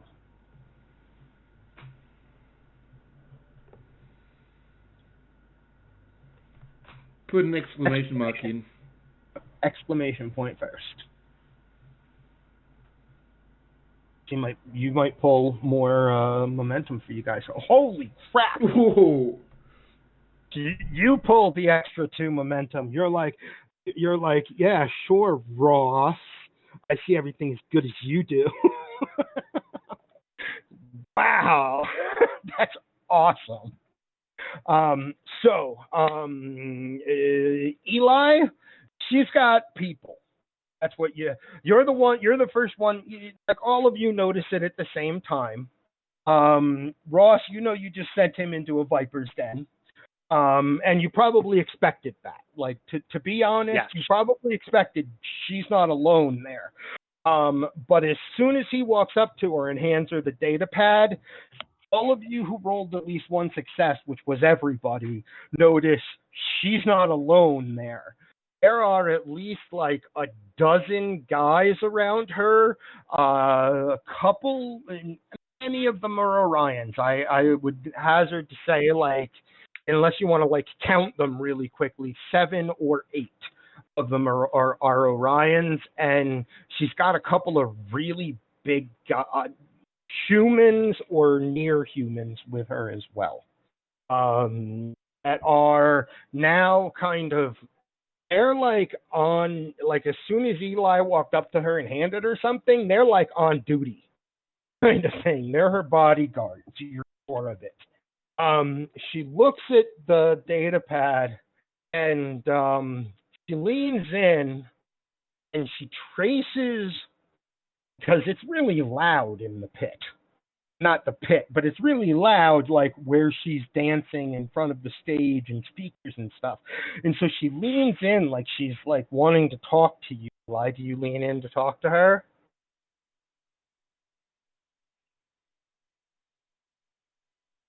Eli! Say again? Sorry, I was just gathering my thoughts. She is leaning in to talk to you because it's really loud. So if you want to hear what she's going to say, you're going to have to like move in so you can hear it. You do so? Why not? Hey, she says, tell your benefactors I'm always interested in business opportunities. All right.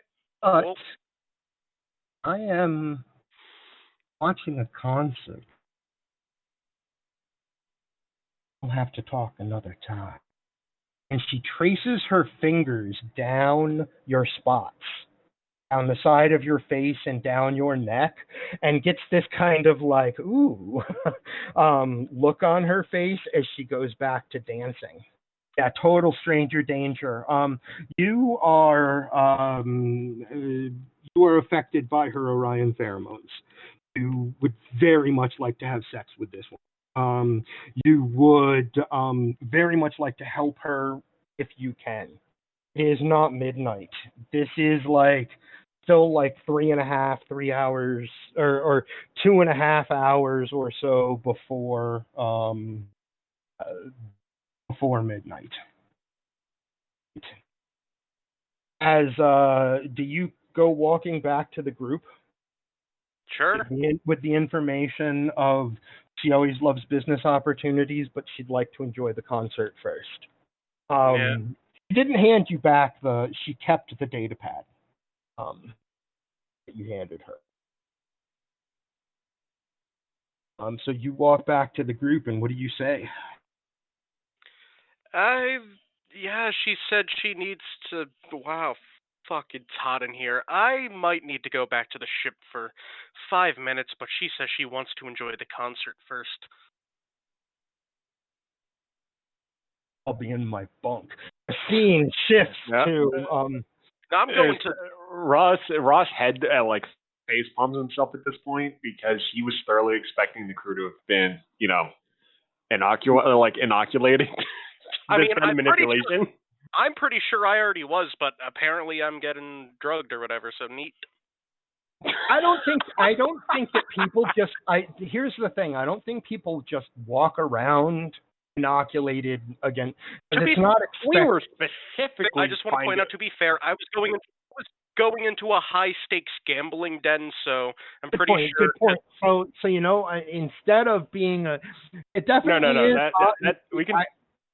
I was going to say it's just not as, you don't necessarily want to like betray the uniform or anything, but she is definitely very seductive, and what she offers might be kind of fun. Like that's all you can like. You're definitely affected, but it's not a major effect. So whatever that means would mean that she's probably got stronger than normal Orion pheromones, potentially. All right. No, okay, fine. So if that's the case, then yeah, I'm not going back up to the ship. I'm saying, yep, she wants to enjoy the concert first, and I just give him a straight like face, like, why am I still here? And sort of Ross at this point acknowledges a job well done to Eli. Just says, very good. That means that whatever they're here to do is at this concert, and we need to stop them ASAP. Now, plan A would be to detonate the small little stun device I have in that pad, but that probably won't take care of her bodyguards. That probably won't take care of her bodyguards.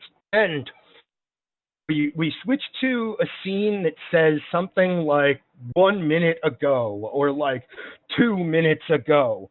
And Larissa, like you guys are like really pretty close to that door. And Larissa looks over at Waitley and says, so are we going to just knock? What do you think we should do here?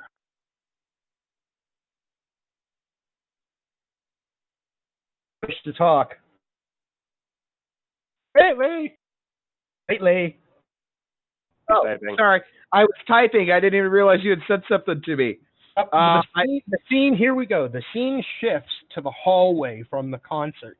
And Larissa has now, she's still got that little tricorder in hand, but her hands have kind of become fists.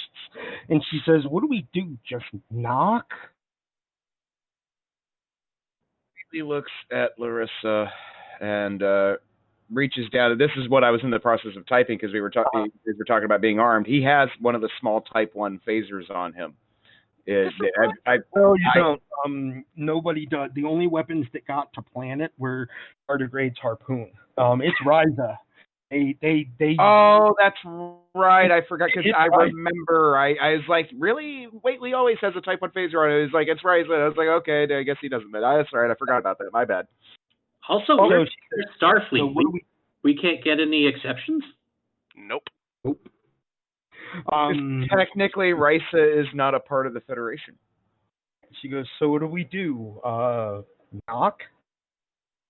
He got like a shrugged shoulder, like, how is this going to go down type of thing. Like, is this the guy? Like, what do you think? Is this the guy?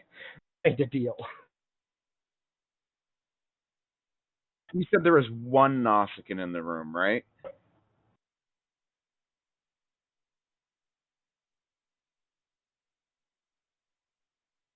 And Paging more. Q?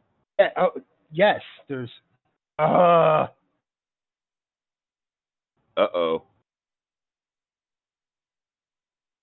We're losing. I had to reset. Did that work? Yep. Okay, I can hear you now. Yep. Yay! Awesome. There is in that room. There are two Klingons. One, they're both. One is wounded. Like whatever they've done on this planet left him wounded. And he is worried. The other Klingon is ready to see whatever through to the end. The Nausicaan is wounded, but you want to know more? Do you? Nausicaan is wounded. Would you like to know more? Press this button. Desire to know more intensifies. Okay. The Nausicaan has a self-inflicted wound. And there is a Lethian who detected your presence. That's what you know about the four of them in the room. And Okay. Larissa has just said two Klingons, a Nausicaan, and a Lethian. What do we do? Knock? We need a distraction. Do you have any ideas? Not really. I think Neither of us are really the distracty type. This might be the first time Larissa has ever seen Whately grin that decidedly evil, like almost no one has seen him grin like this, but I think at this point everyone knows he has that look. When she says neither of us are the distracty type, he just looks at her and she probably gets a shiver down her spine because he says, "Hold that thought." And she moves in front of you in the hallway, and to set the scene pretty quickly, you're in one of the residential hallways. There's a big window leading outside off of window doors that are open off of a balcony. It's freaking beautiful. And there's the stairs that you came up, and you're a couple of levels up, like on a level of basically what is like a resort hotel. And what would Whately like to do? All right. So here's the one issue I'm having is that Whately is currently successfully blocking the Lethian from picking him up, and Larissa as well. He's more worried about him being picked up, though, because, yeah. However, he is basically going to try to do, how would I describe it? He is going to do a psychic equivalent of a flashbang in the room. He wants to see if he can just do a one-shot, throw everything he's got into that room and try to knock him out.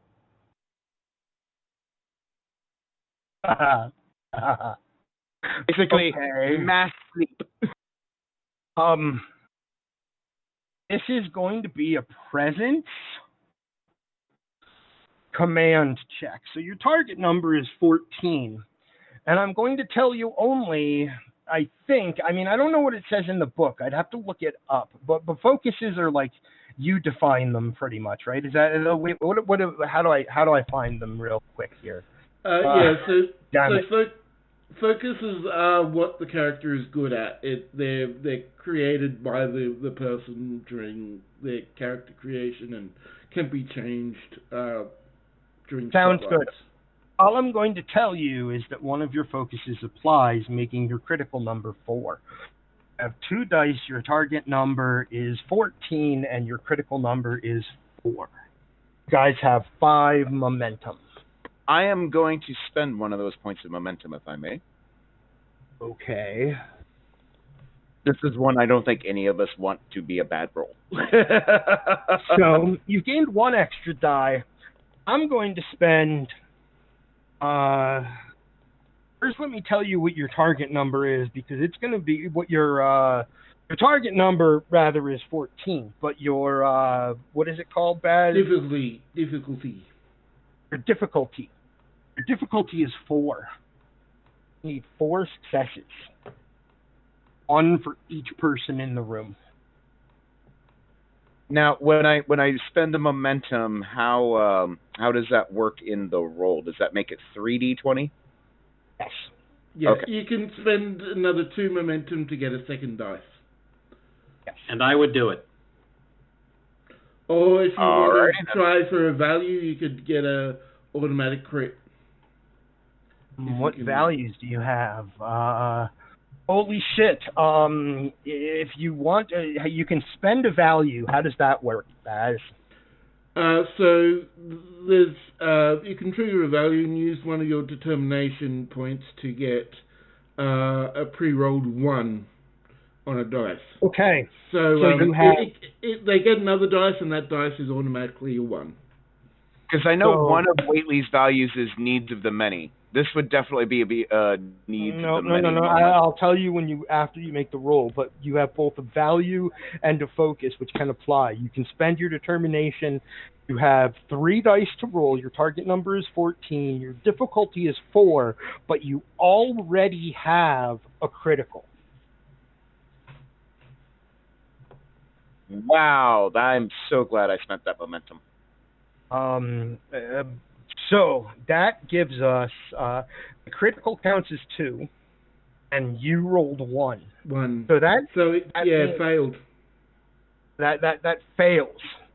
Yep. You wonder about what you're capable of doing, and you also have a complication there, and that is where you're like, "Ew," like you do, like, I don't know whether you touch your head like the Professor Xavier or whatever you do. You may even just like close your eyes or your eye, whatever it is. We see like a moment of you doing something, right? He looks angry and constipated. all of a sudden you look very angry, and you realize that the Lethian in that room was doing the same thing you're doing to protect the minds of the people in that room from whoever it was he just felt tried to come in. And when you try to do that, he just like it's kind of like he was waiting for you, and as soon as he was waiting for the psychic presence, and as soon as he saw it, he punched it as hard as he could, and oh man, it even kind of hurt behind the eyes. It feels like someone punched you in the face. And Larissa had moved a couple of steps down the hallway. Larissa had moved a couple of steps down the hallway, and the door comes.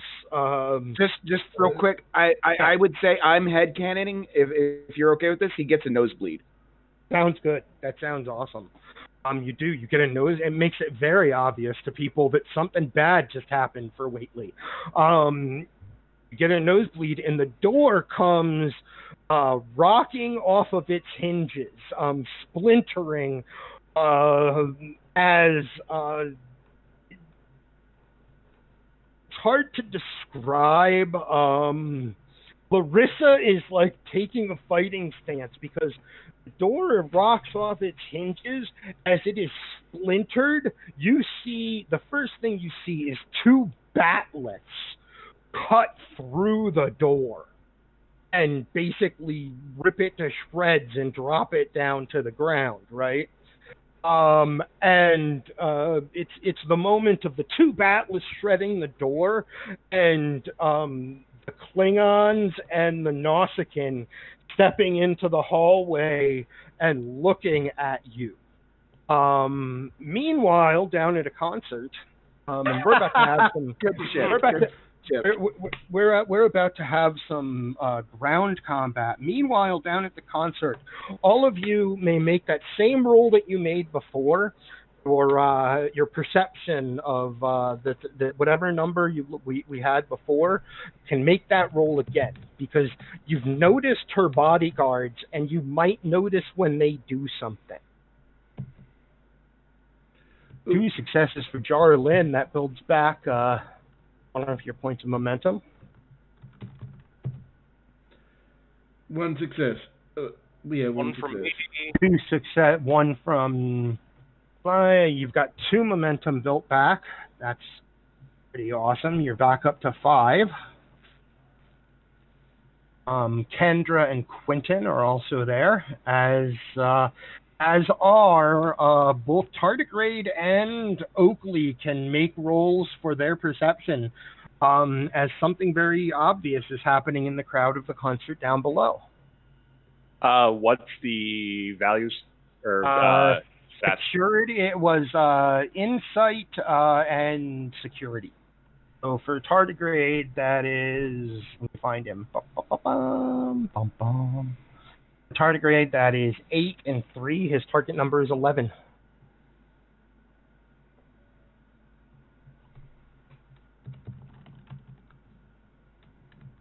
You guys build back up to maximum momentum, and all of you, I kind of figured all of you, or most of you, would notice. The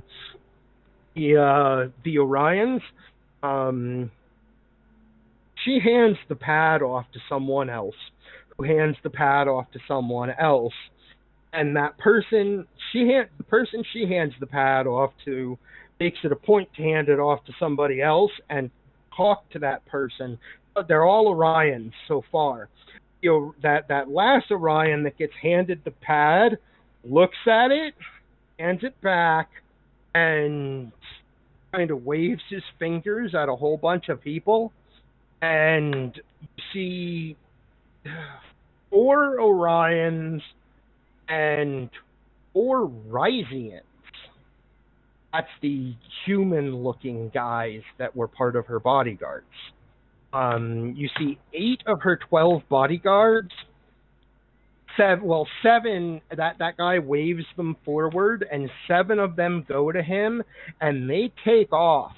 They start heading toward the back of the island. They head to one of the hiking trails that heads to the back of the island. You see 8 of them leave. That would leave her and 4 bodyguards at the concert.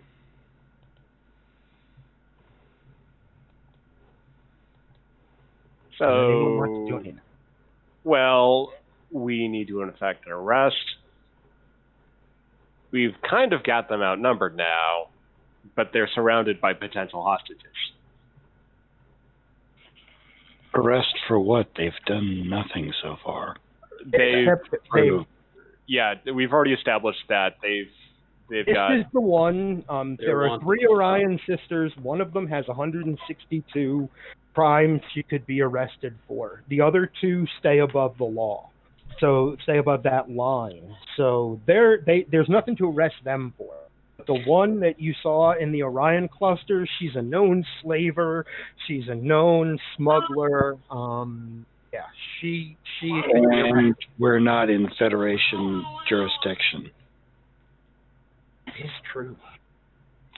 That's not important, I don't think, for arresting a wanted criminal. I mean, unless Ryza would not have an extradition treaty, and I'm assuming it would. Basically, the way Ross would have approached this, because he's already come in and talked with the security officers there, it would be much more like the problems for Ryza, if the Orion gets arrested and then there's some diplomatic issue with that, is nowhere near as great as Ryza harboring or admitting this individual to a very crowded civilian establishment with lots of potential victims there. Yeah, So Ryza also wants this person out. That's true. Can we transport her elsewhere for the arrest, though? Because we don't really want something violent to happen in the middle of a crowd. Well, that was what the datapad was for. Trying to get her out at a different location, a safe private meeting room, where we could have just, phased everyone, and that would be that. The person currently holding it is still on the dance floor. Yes. So how 4 many Orions have drawn closer. So how many Orions are there now? Like in the crowd totally? There were her and a total of 12 bodyguards. 8 of those bodyguards just left. There are currently her and 4 Orion bodyguards left on the dance floor. One of her bodyguards has the datapad. It is also worth questioning where the 8 just went to. Well, I think we know the cave. I would suggest the cave as to where they went to. As far as, could we just get all the Orions out of there? Transport all the Orions, since they are connected. If there were only those 5, sure. But there are also 6 other Orions in the crowd. It would be impossible to be just target these 4 without your transporter officer having an amazing role. Which could happen. And that totally could happen. Well, I mean, I was planning on doing it myself because Rick flexes a bit. But yeah, it sounds like that is not going to be an option. It would be a very difficult task to do. That's what I would set it as. That's a very difficult thing to do because there are a number of other Orions in there too, that are more than the number you're trying to specifically target. So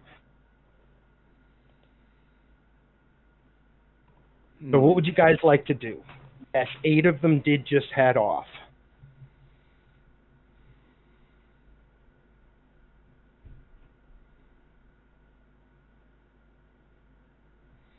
I just imagine everybody staring at Ross right now. Yeah. Probably.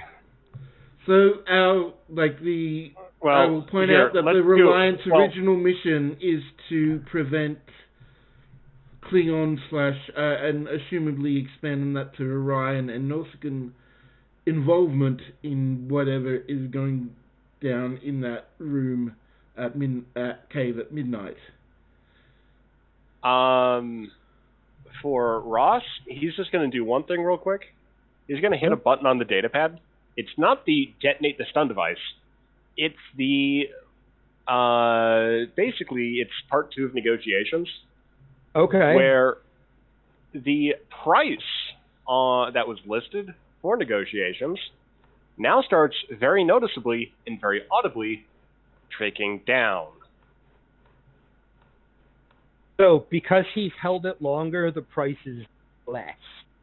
Yes, the amount of money that these people would get is going down, not the money he's offering. Okay. It takes him a moment to turn his attention. Like, Ross goes ahead and sends that. It takes this guy. It takes this Orion a moment to look, back at the data pad. He's enjoying the concert much like she is. And when he looks at the data pad, kind of has like almost a laugh, like he is amused by what just happened, and he tosses the data pad off to the side, off into the sand, off in the beach next to where they are, where they've been dancing. So you can see the pad laying on the beach.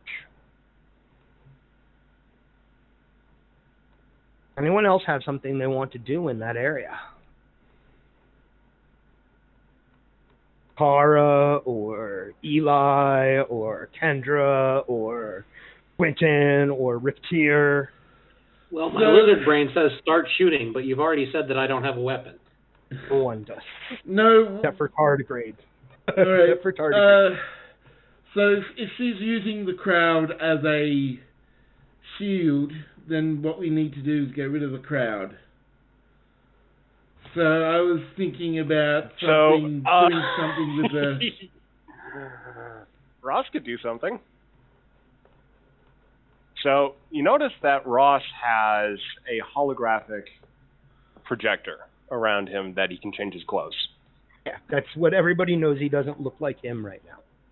And you notice that I also explicitly mentioned that he's got a holster. An empty holster. I remember that. That was never empty in the Foundry. It was never empty. But what does he have on him? He's got the blast. He's got the phaser. As in, it was a holographic projection that it wasn't there. But he's armed. My God. Oh, so no. he could. Well, what he could basically do is just shoot basically shoot something just innocuous, set a fire, and then that disperses the crowd. Yes, it would. It certainly would. Holy crap! Does he do it? He doesn't. And Rick, you're about to begin to describe your idea of what to do. Does Ross do this? Absolutely, he does do this.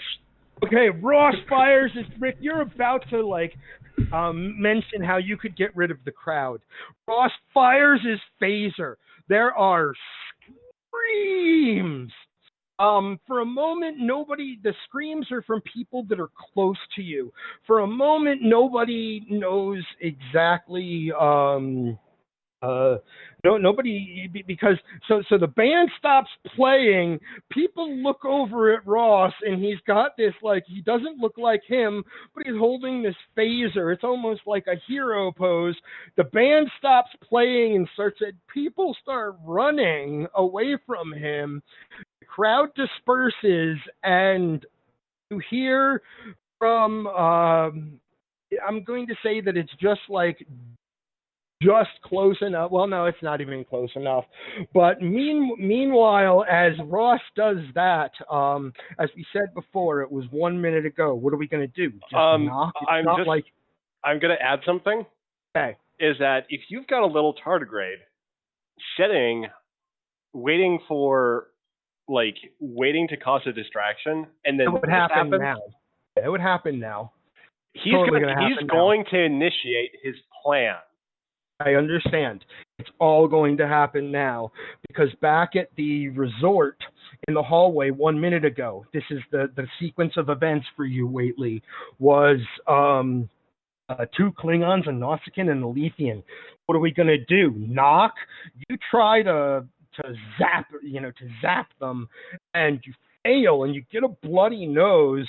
Larissa puts her her fists are up. The door splinters. Out of the room come 2 Klingons and a Nausicaan, and the Nausicaan looks down, looks at all of you, or looks at the 2 of you, all of you. It's just you and Larissa, and he says, "The 3 of you, get to the cave," and he charges Larissa. Make a roll. And he just says, "The 3 of you get to the cave." Okay, I have a question out of character. Uh-huh. So I was going to totally assign somebody to the cave, but I never got an opening to actually vocally do that. I'd also recommended earlier that people should be assigned to the cave. So that's one of the things we would have definitely done is have part of the crew with sufficient firepower at the cave. Or being able to just transport there. That's what from the way you guys are playing, that's how it seemed. Well, we've got our characters. How do I roll 2d20? Sorry.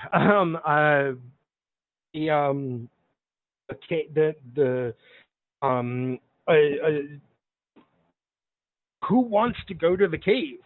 They'll be there when everything kicks off, because until things kick off, nothing is happening at the cave. I was gonna have assigned some random NPC. Security officers? Yeah. Okay. No problem. There are some security officers in the cave, and as everything happens, you'll get a report from them. That's awesome. That's actually kind of awesome. So he charges Larissa. How do I roll 2d20, guys? Or just look at the text I just posted. There's no roll. There's no R involved. Gotcha. Got it. Now I understand. With the target number as well.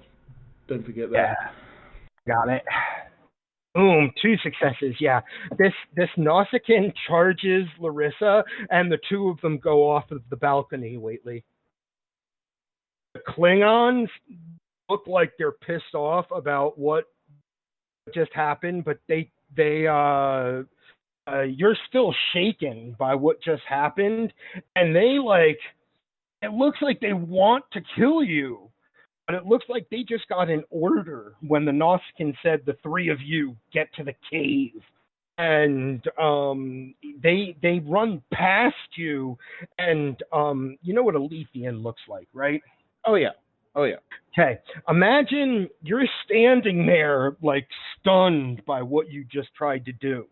Your nose is bleeding, and these 2 angry-looking Klingons move past you. And then a Lethean passes by you, and those shining red eyes, almost they feel like they're just piercing into you, and his raisin face. You know what I mean? You know what I'm talking about, how their skin looks and such. But yeah, this Lethean passes by with a grin, like he's so happy about how that worked out. And his teeth chitter both up and from the sides. And the 3 of them go down the stairs behind you, and you, stunned from what you did, aren't able to stop them. And as you gather your wits about you, what do you want to do? And you said the Nausicaan and Nausicaan just tackled Larissa off the balcony. Okay. 2, 3 get to the cave. And then he tackles Larissa off the balcony. It looks like the Nausicaan is way in charge here. They all listened. Waitley waits for the three to be out of range, taps his communicator, and says, Waitley to Reliant, 2 to beam up. Okay. Indicating him and Larissa. So you say Waitley to Reliant, 2 to beam up, and the voice of your one of your transporter officers. We haven't really identified any of the new transporter officers yet, but one of the transporter officers. It's a female voice. That's all I can say. The female voice says, "Your coordinates and closest, sir." Yes, immediately. Boom. This is an emergency. Your coordinates. Your coordinates and closest, you say yes with emergency, and a moment later, it's like the silver lines. Boom, you're on the transporter pad, and you see Larissa. The way she's standing, or the way her position as she appears on the transporter pad, looks like she was holding someone down, and her fist comes down. She manages to stop it right before she punches the transporter pad. She's like, "What the fuck?" Was she kicking the Nausicaan's ass and I ruined it? Pretty much. They landed on the ground, and I rolled a d20 here physically for each of them to see which one recovered faster, and Larissa recovered faster. And so she's like, "What the fuck, Waitley?" And gives you you did the right thing, and she knows that, right? So, but she still goes, something along the lines of, "What the hell, Waitley?" And she punches you in the shoulder, and looks like she's heading for the bridge. What are you doing? Waitley lets her punch him. He just kind of, he gets it, but he's not going to say anything. And as soon as she storms off, he taps his communicator. Waitley to Kendra, we have an issue. Waitley to Kendra, we have an issue. Ross has just fired the phaser, and people are yelling. And Lieutenant Tardigrade has taken this as the signal to begin his master plan, which we will absolutely need to roll for. Okay. So his master plan is to fire his harpoon into a piece of the stage, and then swing, or basically use it as sort of like a line to glide down using Oakley. Zip line. Yeah, zip line down. With Oakley, strapped to him. Oakley's got flashlights on him. He's firing his flamethrower, and Lieutenant Tardigrade has a megaphone and is blaring out insults to Klingons. At this point, your foreheads look dumb. Jim Pock is a weenie. He couldn't even beat me in arm wrestling. I did that once. He was crying and said you were all stupid. I mean, that was it's just this little and it's this burning light coming down with Tardigrade zipping down. But he's also seeing that there's stuff going on, and he specifically sees Ross take his aim off where you're shooting up and high, and then bring the phaser over to the Orion. So I want to see if he notices that, and then drops off the zip line in an attempt to tackle the Orion, with Oakley still shooting fire and having all these flashlights on him at the same time. Let's start with firing a harpoon into the stage. Would that be a daring control security? It's all about aim, getting the right aim. Okay, 8 and 5. Your target number is 13. I have 2 dice. The only thing that is, you do not roll. If you roll any complications, figure out a way to deal with that. Otherwise, you're good. Boom, Ah. you're good. You guys are at maximum momentum, right? So you roll next, Oakley, because the harpoon takes the rope properly into the stage, and so Oakley now has the ability to make the trajectory or the speed of that you're heading down and everything. So I think that would be let's say that Oakley scores are like 6 and 6 in the two things that he needs there, engineering and or 5, engineering 5 or 4. I'd say give him a 4, and I'd say it would also be his reason. Give him like a 7 or a 6. So target number 10 for Oakley. That's a good since we don't have like a real character for him. Target number 10 for Oakley.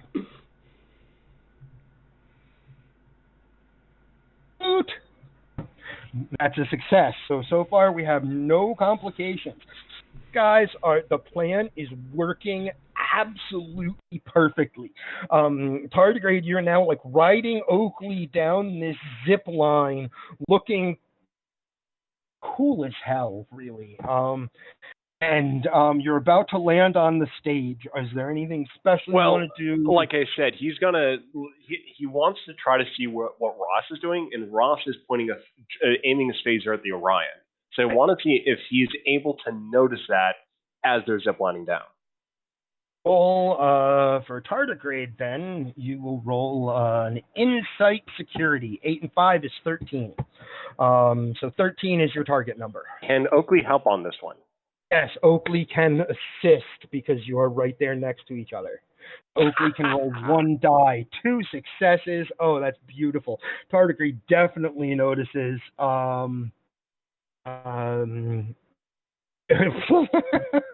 3 successes. It's too bad you guys cannot build momentum at this point.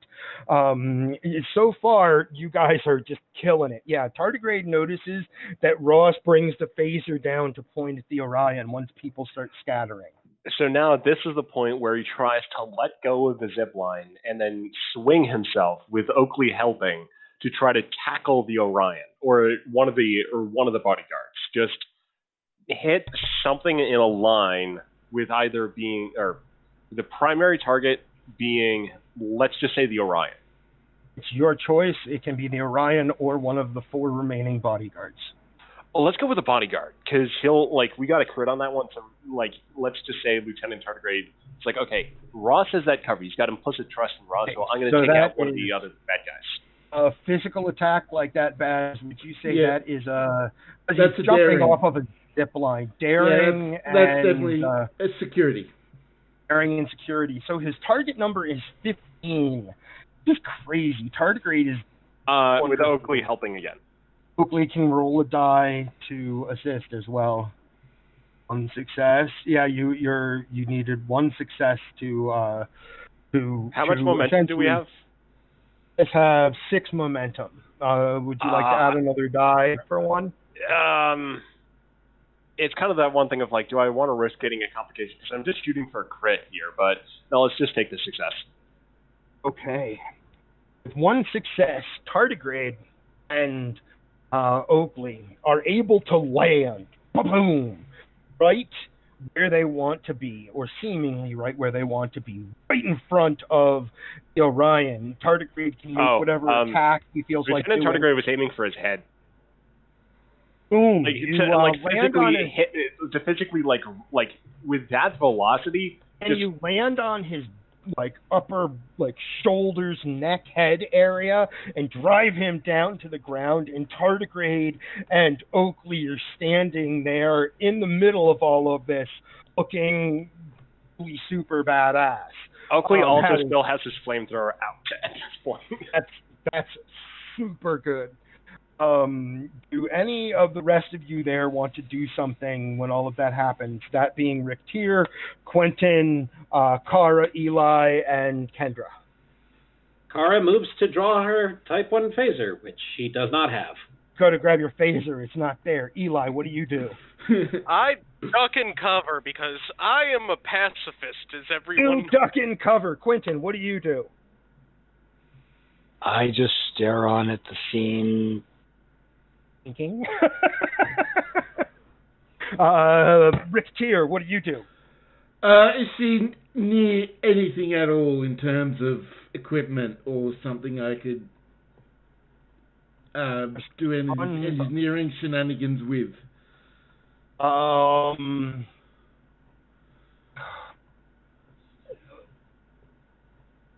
Not that you could do in like one round of action. But yes, there is a data pad across the way that has a stun bomb in it. And there are also there's also all kinds of sound equipment right around you.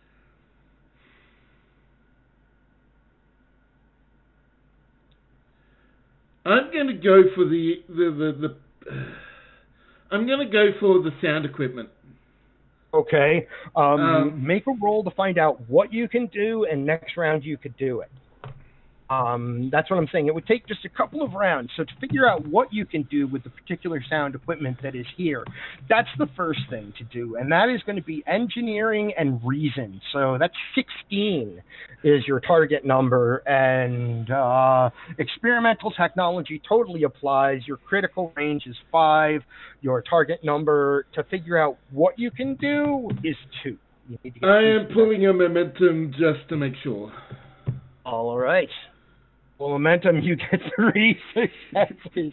You get the momentum, you pulled, you get it right back. And you realize that with a simple rewiring, you can, as long as the musicians or someone on stage or someone connected to the sound system, as long as someone, they make a noise, like whether it's a scream or an instrument, you can turn it into like a sonic blast. Okay, let's do this. Like that's next round. You'll be able to do that.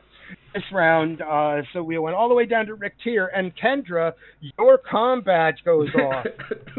Waitley to Commander Kendra. You've got a problem or something like that. I don't remember his exact words when we left that scene. I think that was it. Yeah. Yeah. Waitley to Commander Kendra. Kendra, we have an incident on Risa.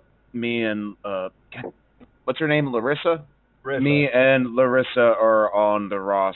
I found the on the Reliant. The Ross is another show. God damn it. Wheatley is also a character on the Ross, by the way. That's why I got it confused.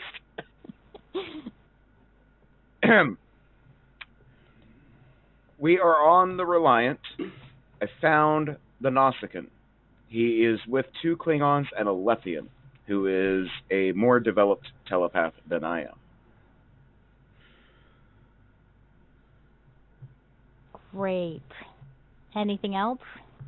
They are on their way to the cave. Lovely. All right. Kendra out.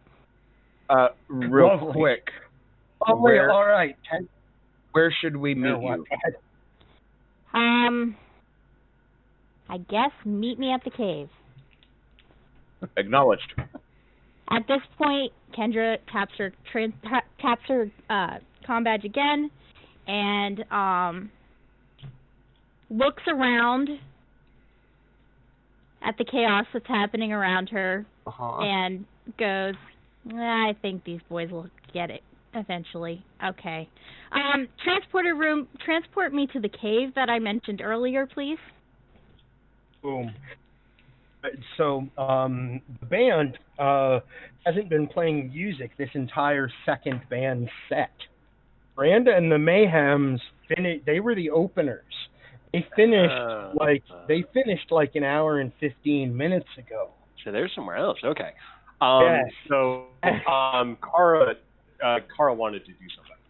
Yeah, I was gonna say, did my reaching for my phaser count as a full action, or just delay me a bit? Just delayed you a second. Give me another action that you would like to do there. Kara looks around, picks out the biggest bodyguard left, that tardigrade has not tackled, if that was the biggest, and simply screams and charges at him as to do a shoulder tackle. Awesome. Roll daring and security for Kara. I love that. That makes me super pleased. That's 7 and 3. 10 is your number. Remember, you guys are at full momentum. You have 6 of them.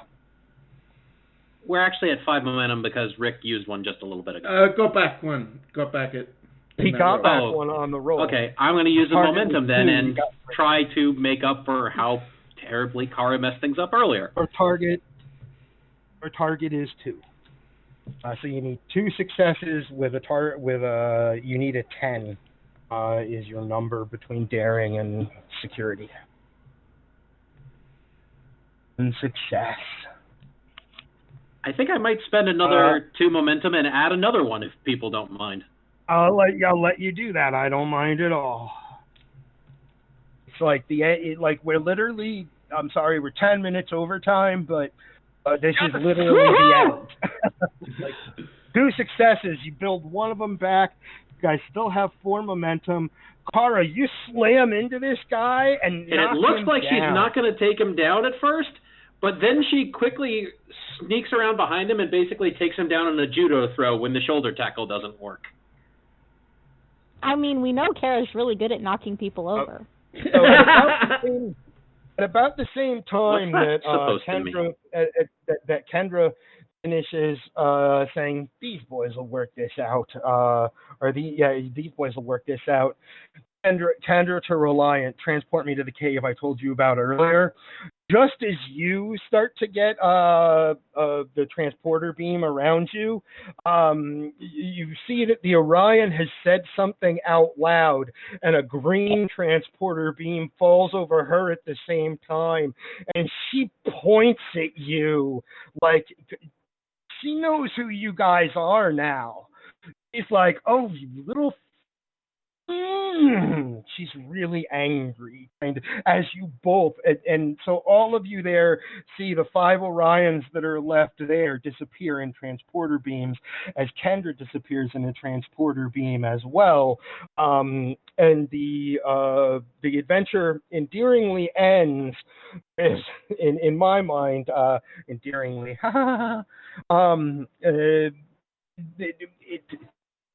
The exciting, you guys capture 2 of these Orion bodyguards. I'm going to go ahead and say they couldn't transport them out because they had Kara and Lieutenant Tardigrade right there. You can't, because they were in physical contact. You can't just transport them out. When you appear at the cave, Kendra, you see 4 of your security guys just looking absolutely stunned, and I mean, your guys are armed. They had requested from they actually communicated ahead with Rising Security and requested the ability to bring weapons down here. So they're standing there with their weapons, and Miranda Mayhem, the 3 people that are in that picture that I showed you guys earlier, the Borg-looking one, the drummer, and Miranda Mayhem herself are looking at the cave, and in the cave, lying on the ground like they've just been in an Old West firefight that they lost, are a Nausicaan, 2 Klingons, a Lethian, and 4 Orions, 2 Risians. So of the people that were involved in what was about to happen back here, only 2 of them are not there. And as you arrive, as you appear in your transporter beam, she looks over her shoulder and she goes, "Oh, we're the Starfleet. You're the Starfleet ship that was sent here to help us. We're supposed to distract these guys. You know how hard it was to deal with Orions and a Klingon elite team? Oh, those are over there. She points to a corner of the room, and there's Epos. There's remember the one crate of Epos that you couldn't recover? Lieutenant Tardigrade is going to be so happy. I know. That crate of Epos that you couldn't recover, Elenis, is in the or Kendra is in the corner, and she gets a big smile on her face, walks over and like hands you what obviously is she takes something off of her belt and she takes a drink from it, and then she hands it to you. Do you take a drink from it? As she's like putting her arm around you, walking over to the Epos. I am so glad that we had done so well up until now, because we're going to need that cushion when Starfleet hears about all this. So the only question is, Kendra, do you drink what Miranda Mayhem hands you? I don't. You don't? And she goes, hey, that's cool. Yeah, so the two things that, I was supposed to do two things. One, I didn't think we were going to be able to handle it. But I look a little sad about it. Yeah, she and her team look a little worse for the wear, and so do your security guys. And she goes, thanks for the security guys, by the way. She's like, seriously, thanks for the security guys, by the way. The two things I was supposed to do was ask you to keep the Klingon team out of this. So we were going to try to catch the Orions, but once you know, and she tries to make a joke of it, but she goes, you know, once Starfleet Security gets involved, they hate freelance contractors like us. But also, when it was all said and done, once we got the Epos back, we were supposed to tell you where they were. So here they are. They're standing in a cave with Miranda and the Mayhems, a bunch of guys on the ground, and that's kind of where it fades back, and we can talk about what, you know, all of the Nausicaan is definitely a match for Pavyl's blood. What happened was you find out that during the fight there were traps set in the cave. I was hoping that some of the players would be in there, because the Klingon team set traps in the cave once they found out where the Epos were going to be, where the Orions were going to trade the Epos. The Klingons set up traps in the cave. The Klingon team, including the Nausicaan, set up traps in the cave the day before, and while they were doing so, Pavyl went there to hide so that he could be found. And they were like, fuck, kill him! So they killed him with a batleth. And the Nausicaan was like, damn it! How are we going to explain this? And so the Nausicaan came up with this idea of, there's enough Nausicaans on the planet here. Now we're going to use this knife and we're going to frame those Starfleet guys that are on the planet. And it just happened that Marcus Graves was the one that happened to be there asleep, and they were like, fuck it, let's frame this guy.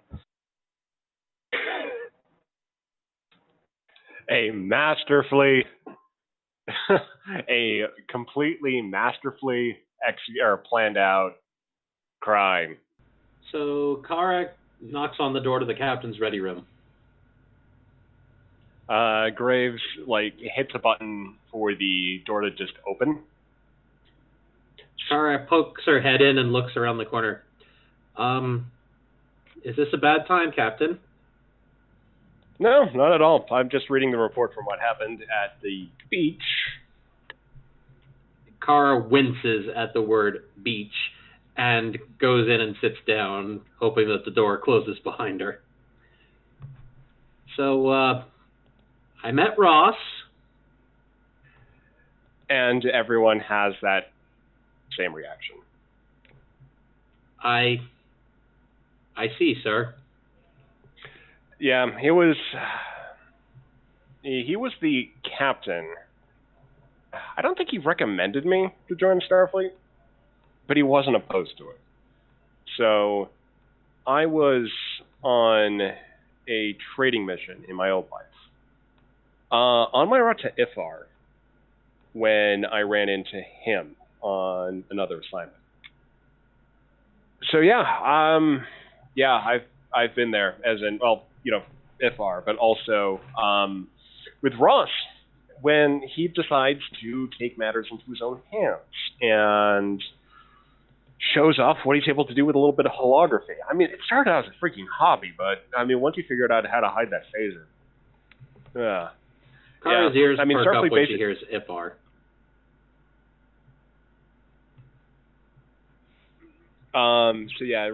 Ross, Graves goes on to say that, Starfleet basically, Ross has a bit of a reputation, and he's on some Admiral's good sides, but they effectively bring him in when they need to piss someone off.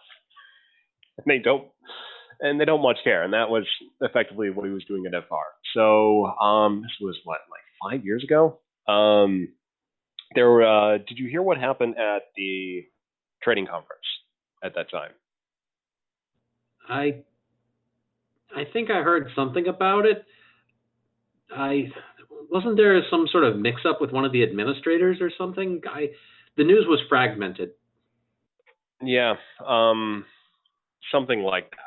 The Gorn were also involved, and technically tried to attack, but it was a little bit effectively what happened on the beach happened on FR too. But yeah, me and two other people ended up joining on Starfleet. Two on recommendation from Ross. One of those was Lieutenant Tardigrade. The other was another IB. So, I just wanted to let you know where I stood with that. I know Ross, and I hope he didn't take anything out on you. Ross just seems... She looks down, lost in thought, then looks up. He's almost like a living weapon, sir. It seems like the only safe place to be is not in front of him.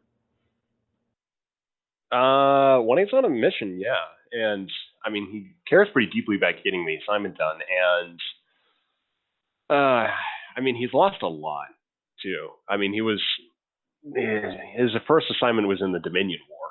And then Mars got destroyed.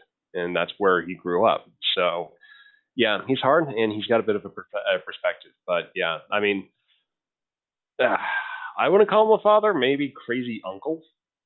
Lieutenant Tardigrade loves the man, which is maybe something that there's something down in there. But as far as the crew did today, you held up well under exceedingly difficult circumstances. I'll try to find out from Starfleet why we were in the dark on this. Kara nods. Well, I'll take what you say, sir. He doesn't seem like a bad person, but he's definitely a bit abrasive. She stands up and moves towards the door, and then she looks back over her shoulder. Sir? Yes? I'm glad you're not like Ross. She exits the room.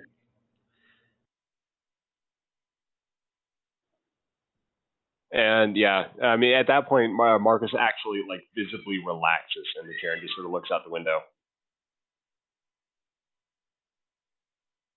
And if you might be able to hear, there's a small cat bringing you a toy. That's awesome. Sure. I love small cats. So Kara is out, and Marcus has left the door open. And a cat has wandered in. Oh, that. We can totally, that's totally happened. But then there was Eli.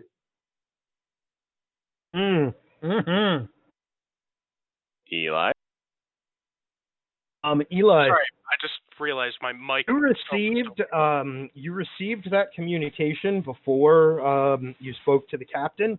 They are unspecific as to their reasons for their reasons for wanting to know. But after your first communication with them, which is you received this communique, after you respond to it the first time... I'm not responding to it, by the way. No? No, I just got one more thing to put. Okay. And I hate that I can't copy paste right from a doc. I know, right? Because I am a horrible speller. I am not gonna lie.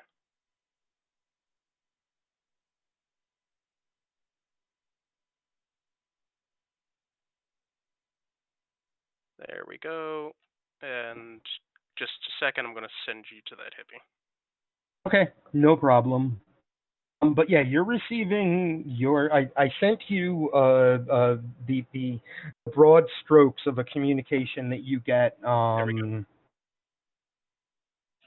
Yes. Do you respond to them and tell Yeah. Okay. They seem they they're looking for speaking to you right away. Earliest convenience kind of thing.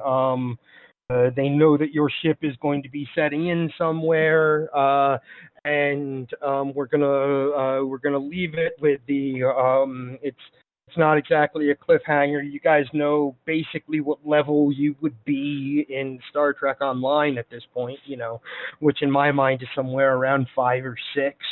The Reliant is receiving orders to the Reliant is receiving orders to leave its current zone of operation in the I don't.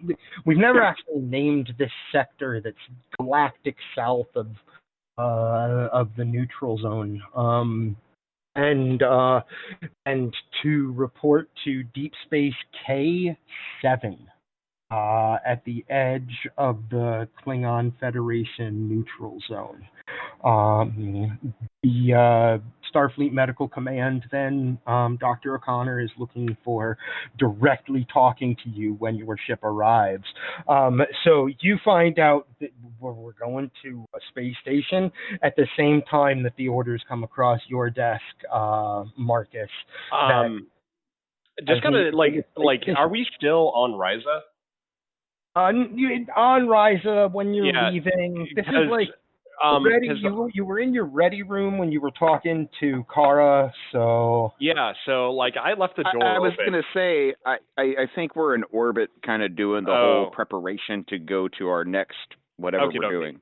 So so we're back on the Reliant. My door is open, and we talked about Eli just waiting in the hallway for a conversation with Grace. Oh, I didn't realize. But while he's waiting in the hallway, then gets this communication from Starfleet Medical. On my pad. On his pad, on his pad, or your communicator would go off and tell you to receive this communication at a wall panel. It's considered, it's basically considered urgent. And that means when he walks in, he will have when he walks in, he will have this new information. So you guys can have, if you were waiting in the hallway, boom. So. Graves is just waiting. What is Graves waiting on? Well, aren't you waiting in the hallway? Yeah, I was waiting for Kara to come out or get called. Okay, Kara has left. Okay, didn't know that. I was waiting. Kara has walked out. And that was her final comment of, I'm glad you're not like Ross. I'm still waiting to get called in. The door is literally open, so Graves, it just calls out, Eli! There we go. Now I come in. So, he just, the door closes and he gestures to a waiting seat. All right, I sit down. You won a ship? Yeah, I won it while gambling. Funny story about that. Okay, so I'm facing against a Vulcan, a Ferengi, I forget the other ones. I think... No. Anyway, it comes down to just me and the Ferengi. He goes all in. He has these horrible cards, and I have these great ones. He tries to bluff the hell out of it. I'm not believing that shit. I got a great hand, and I know it. He puts the ship down on the line. There we go. Is there a holo video of this? God, I wish. Anyway, I also got invited to more gambling stuff, but maybe next time we come around to Ryza. Yeah, maybe next time. You seem to have a good knack for it. You have no idea. So what are you going to do with the ship? Probably going to send it back to my family on Earth, have them have it docked somewhere. My father probably has a place for it. Okay. So, with all that, I mean, with managing that resource and what you did on the planet, and basically keeping everyone together on that, I wanted you to take a little bit more responsibility. So, not necessarily to medical, but a little bit more with shipboard operations, since you seem to have a good knack for sorting out these kinds of problems. So I'm giving you a promotion to Lieutenant Junior grade with a little bit of additional staff review, but otherwise your medical duties are intact, and I am also giving you slightly higher priority on away mission protocols as well. I'm just okay. A dumb smile comes across my face. I'm just dumbfounded. Like, I don't know what to say. I really wasn't expecting that. I've just felt more like the failure of my family for not being a lieutenant right out of the academy, like every other one of my siblings plus my parents. Yeah, I'm not sure what they were doing. Time out. I do need to correct that. Marcus is the first, cadets have graduated at the rank of lieutenant junior grade before. That has happened. This year, this graduating class, 2 cadets graduated at the rank of lieutenant. That is something that's never happened before. That's just gotta let you know that. That's literally beyond something that should happen. So and this year, 2 characters had it happen. So Eli's family has graduated at lieutenant junior grade. Most likely, yes, all of them, or whatever you want to call it. But consider the statements appropriately modified. Yeah. Right on. Okay. And I think that's what Eli meant, actually. Yeah. I just wanted to make sure you weren't thinking, because that is one of the things that makes you know how Kirk was the youngest captain ever in Starfleet, etc. I wanted to make your captain super cool in like some way of being like the first something in Starfleet, and that was the thing I came up with. So. When just sort of thinking back a sec, okay, so Graves, on hearing Eli admit this, says, for medical, Ensign, as far as I understand, was as high as they were allowing at least this year. So don't take that upon yourself on that. That's external circumstances. Under those circumstances, which includes stuff that no one should see out of the academy. I mean, we fought an Undine bioship and did whatever we were doing on Ryza. And then there was that Borg, which quick question. I'm not sure if I'm allowed. You know, you're my commanding officer. I could share this. I got a message from Starfleet Medical asking me how good I am with Borg prosthetics and cybernetics and all that. Kendra, on the bridge, the orders for the Reliant to report to Deep Space K7 come across your console. They are considered priority orders, and your captain should be informed immediately.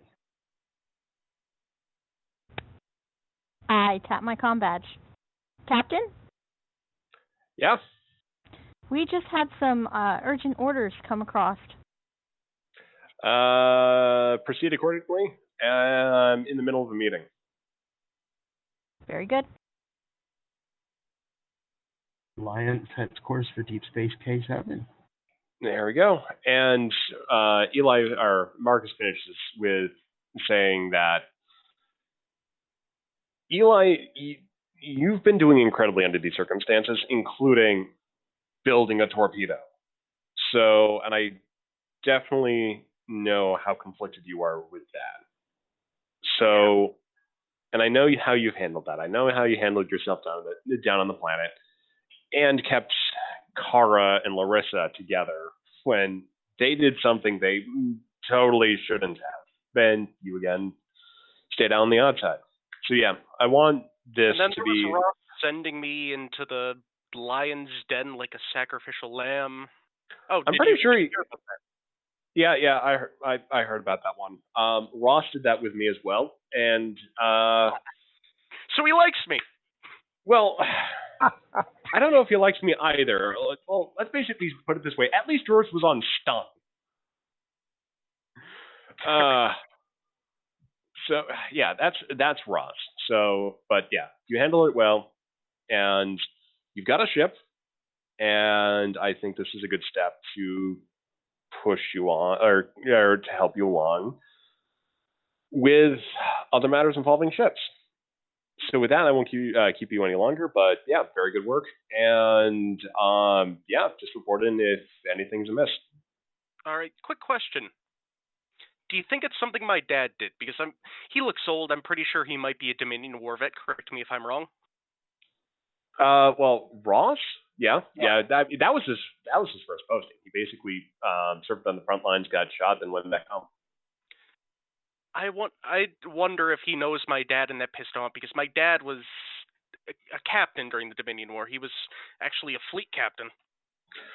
As far as I understand it, Ross basically just got depressed after that whole incident. Because yeah, I mean, like you think about you going out into that type of environment, and I think Ross was probably facing it similar to how you've been facing these challenges. And what happened to him was that he got sent home after just getting shot. I mean, it's of course non-fatal, but it took him out of the war, and it took him a long time to get back in Starfleet. He left, and it wasn't until Mars that he really got initiative again. So yeah, don't take it upon yourself. He's not that kind of a guy, and I would say maybe just think about yourself and think about yourself in that situation, because you have your parents, but right now you're in the thick of things and people are seeing you. True. So keep on acting or proceed accordingly, and one step at a time, and eventually whatever's in that past gets further and further away behind you, and you get a perspective on the greater whole. Quick question before I go. Yep. Do you mind if I have a small little celebration about the promotion? So long as it... Yeah, screw it. Without limitation, go nuts. I love that. Quick question: is the door to the ready room still open? No. Well, like it may, like he may have opened it at this point, because it's sort of like the end of the meeting. Okay, so you guys hear Waitley at his station on the bridge laughing at that point. Break out the Romulan ale. Wait, the Romulan whiskey. Next game we're going to be next game we start with a party for the promotion. All right, so the way that all went down, Waitley was literally standing on the transporter, ready to beam down to the cave, and then everything just happened. So he's just like, "Oh, okay, I guess I'll just stay on the ship." And so everything happens. Everybody comes back up to the ship, and he knows shit went down. He knows people are processing and doing their things. Waitley is trying to calm down from cleaning up the blood from his nose and all that. And he watches, Kendra and Eli go in. He has a little snort when Eli's about to come out of the ready room, and he hears Graves say, "Go nuts!" And that's what made him laugh. Don't forget as soon as whiskey. Yes. And as soon as he realizes Graves has a moment, he approaches the ready room. He hits the button and says, "Captain, this is Chaplain Waitley. May I have permission to enter?" Permission granted. He comes in, he makes sure the door shuts behind him, and he approaches the desk, and he's standing at attention, as he almost always is whenever he's around, ranking officers. And he says, "Captain, permission to speak freely." Granted. As soon as he says that, Whately like drops the whole like stern, attentive, all that. He takes a seat and he says, "You went through a hell of an ordeal. How are you?"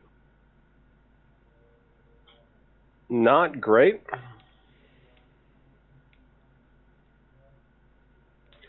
And he sort of like takes that pause and sort of like, it's an insufficient answer for this type of scenario. So he kind of like, he really kind of looks at Whately and sort of has that moment of like, okay. And then he basically Whately recognizes the pregnant pause and doesn't say anything. So Graves fills it with, there were two elements of my past life that I ran into there. One was dealing with Orions and getting played for it. In a really stupid and obvious way, too. Now it sting a little bit. But then talking with Ross again, it felt like a finale. Not between us, but of something else. And that I really have to move on. And that was why I wish to speak with you. I can't turn off my receptors. And I could tell something was bothering you. And you have yet to schedule a Starfleet mandated counseling session with me. So I'm going to put this in the logs as your first. Noted. Feel free to say whatever you want to say. This is off the record. There is no rank involved here. I am here as a counselor. If you don't want to say anything, I am completely okay with that. But I get the feeling there is something you need to say. I don't want to let go of hope and optimism. Because, yeah, there's Vega and everything that went down there. And here we are, heading back towards the far edge of space.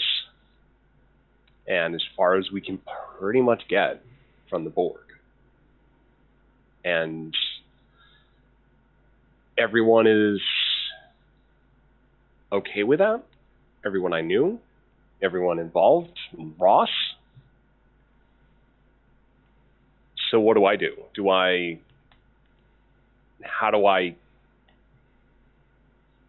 not think of her as dead?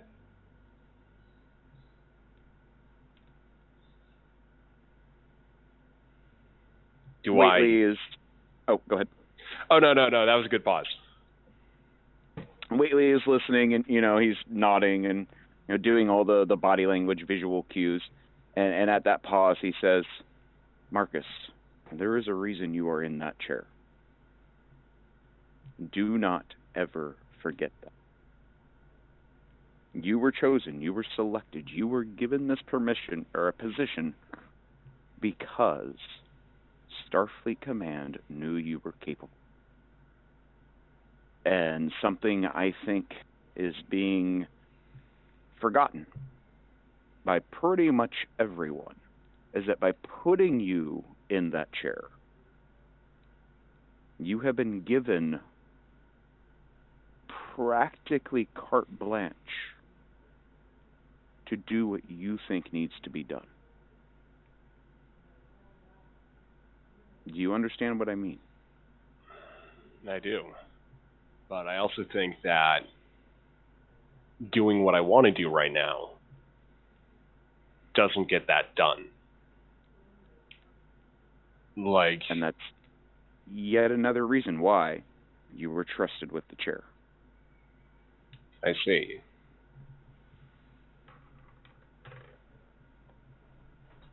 So at this, he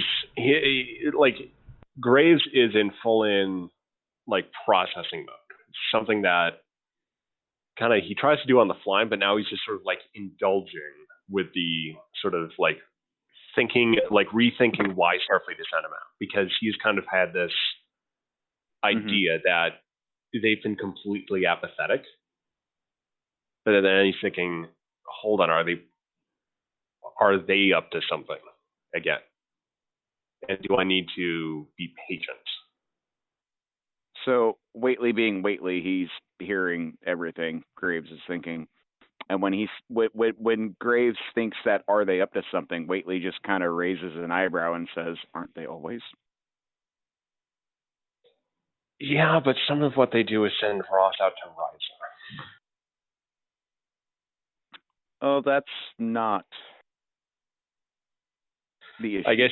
And by the way, I don't know if anybody's picking this up. Whately is using contractions like normal people do right now, which is something he normally does not do. It's very casual, Whately. This is what counseling sessions with Whately are like. He is completely different how everybody is used to him. So he just kind of looks at you with his beady black eyes, and he's got kind of a half grin on his shaven face, and he just says, "Marcus, you are in that chair for a reason. I cannot say that enough. Do not doubt yourself. Don't question. You were given the reins. Use them. Understood. You were put in this position. You were put in this situation because even though they might be up to something, they might have an ulterior motive, and let's be honest, we damn well know they do. They have faith in you. And you need to have that faith in yourself. Anyhow, I have more research to get to, and you have a ship to run. So I will leave you be. I want that anywho to be canon. He flat out said it. He said it. That is exactly what Whately said. Oh my god, I love it. I think that's so good. So Whately stands up, adjusts his uniform, looks at Graves and says, "Captain, with your permission." And he's now back in the way everybody is used to Whately being. And then Marcus just says, proceed as you will, and certainly taking it as much initiative as you see fit to provide your services to other crew members as well. Well, sir, it is not a matter of my initiative. It is a matter of this is my job and why I am here. Did we talk to Whately, did we talk to Eli about forcing him to build that torpedo yet? Not fully. You just sort of mentioned it, but you didn't go fully about it. Yeah. So that was kind of like we might this is kind of like a Graves kind of acting kind of like we might have overlooked something to Whately. So this is a very much out of character assumption that Nick and I have made, which is that Whately and Eli have met a number of times. Okay. We just haven't gotten around to actually role-playing it yet, but we fully plan to. We just haven't gotten the time yet. So okay. I'm kind of operating under the assumption that has happened, like I said, a few times. And so when that thought crosses Graves' mind, because I'm assuming he didn't actually say it, he was just he's just thinking that, oh crap. I mean, he sort of it came up as let's say a passing thought during their promotion, and then at this moment he thought oh crap, I seriously might have messed up Eli. Whately raises a finger and has kind of a little half smile and says, "Do not worry about that, sir." Oh, and one other thing I want to add to that thought that Eli or Whately would pick up on, it would be and this would play off of what Kara said, of in that moment where he ordered Eli to build a torpedo, he was thinking to himself, "Oh crap, was I Ross in that situation?" Ooh. And sort of keeping that in mind, that he is now at this moment distinct from Ross, but he's oh, was I not keeping a close eye on myself then? And not being self-critical, is realizing, oh, wait a minute, we might have had a problem there. But anyway. So yeah, Whately raises a finger and gives a little half smile and says, "Do not worry about that, sir.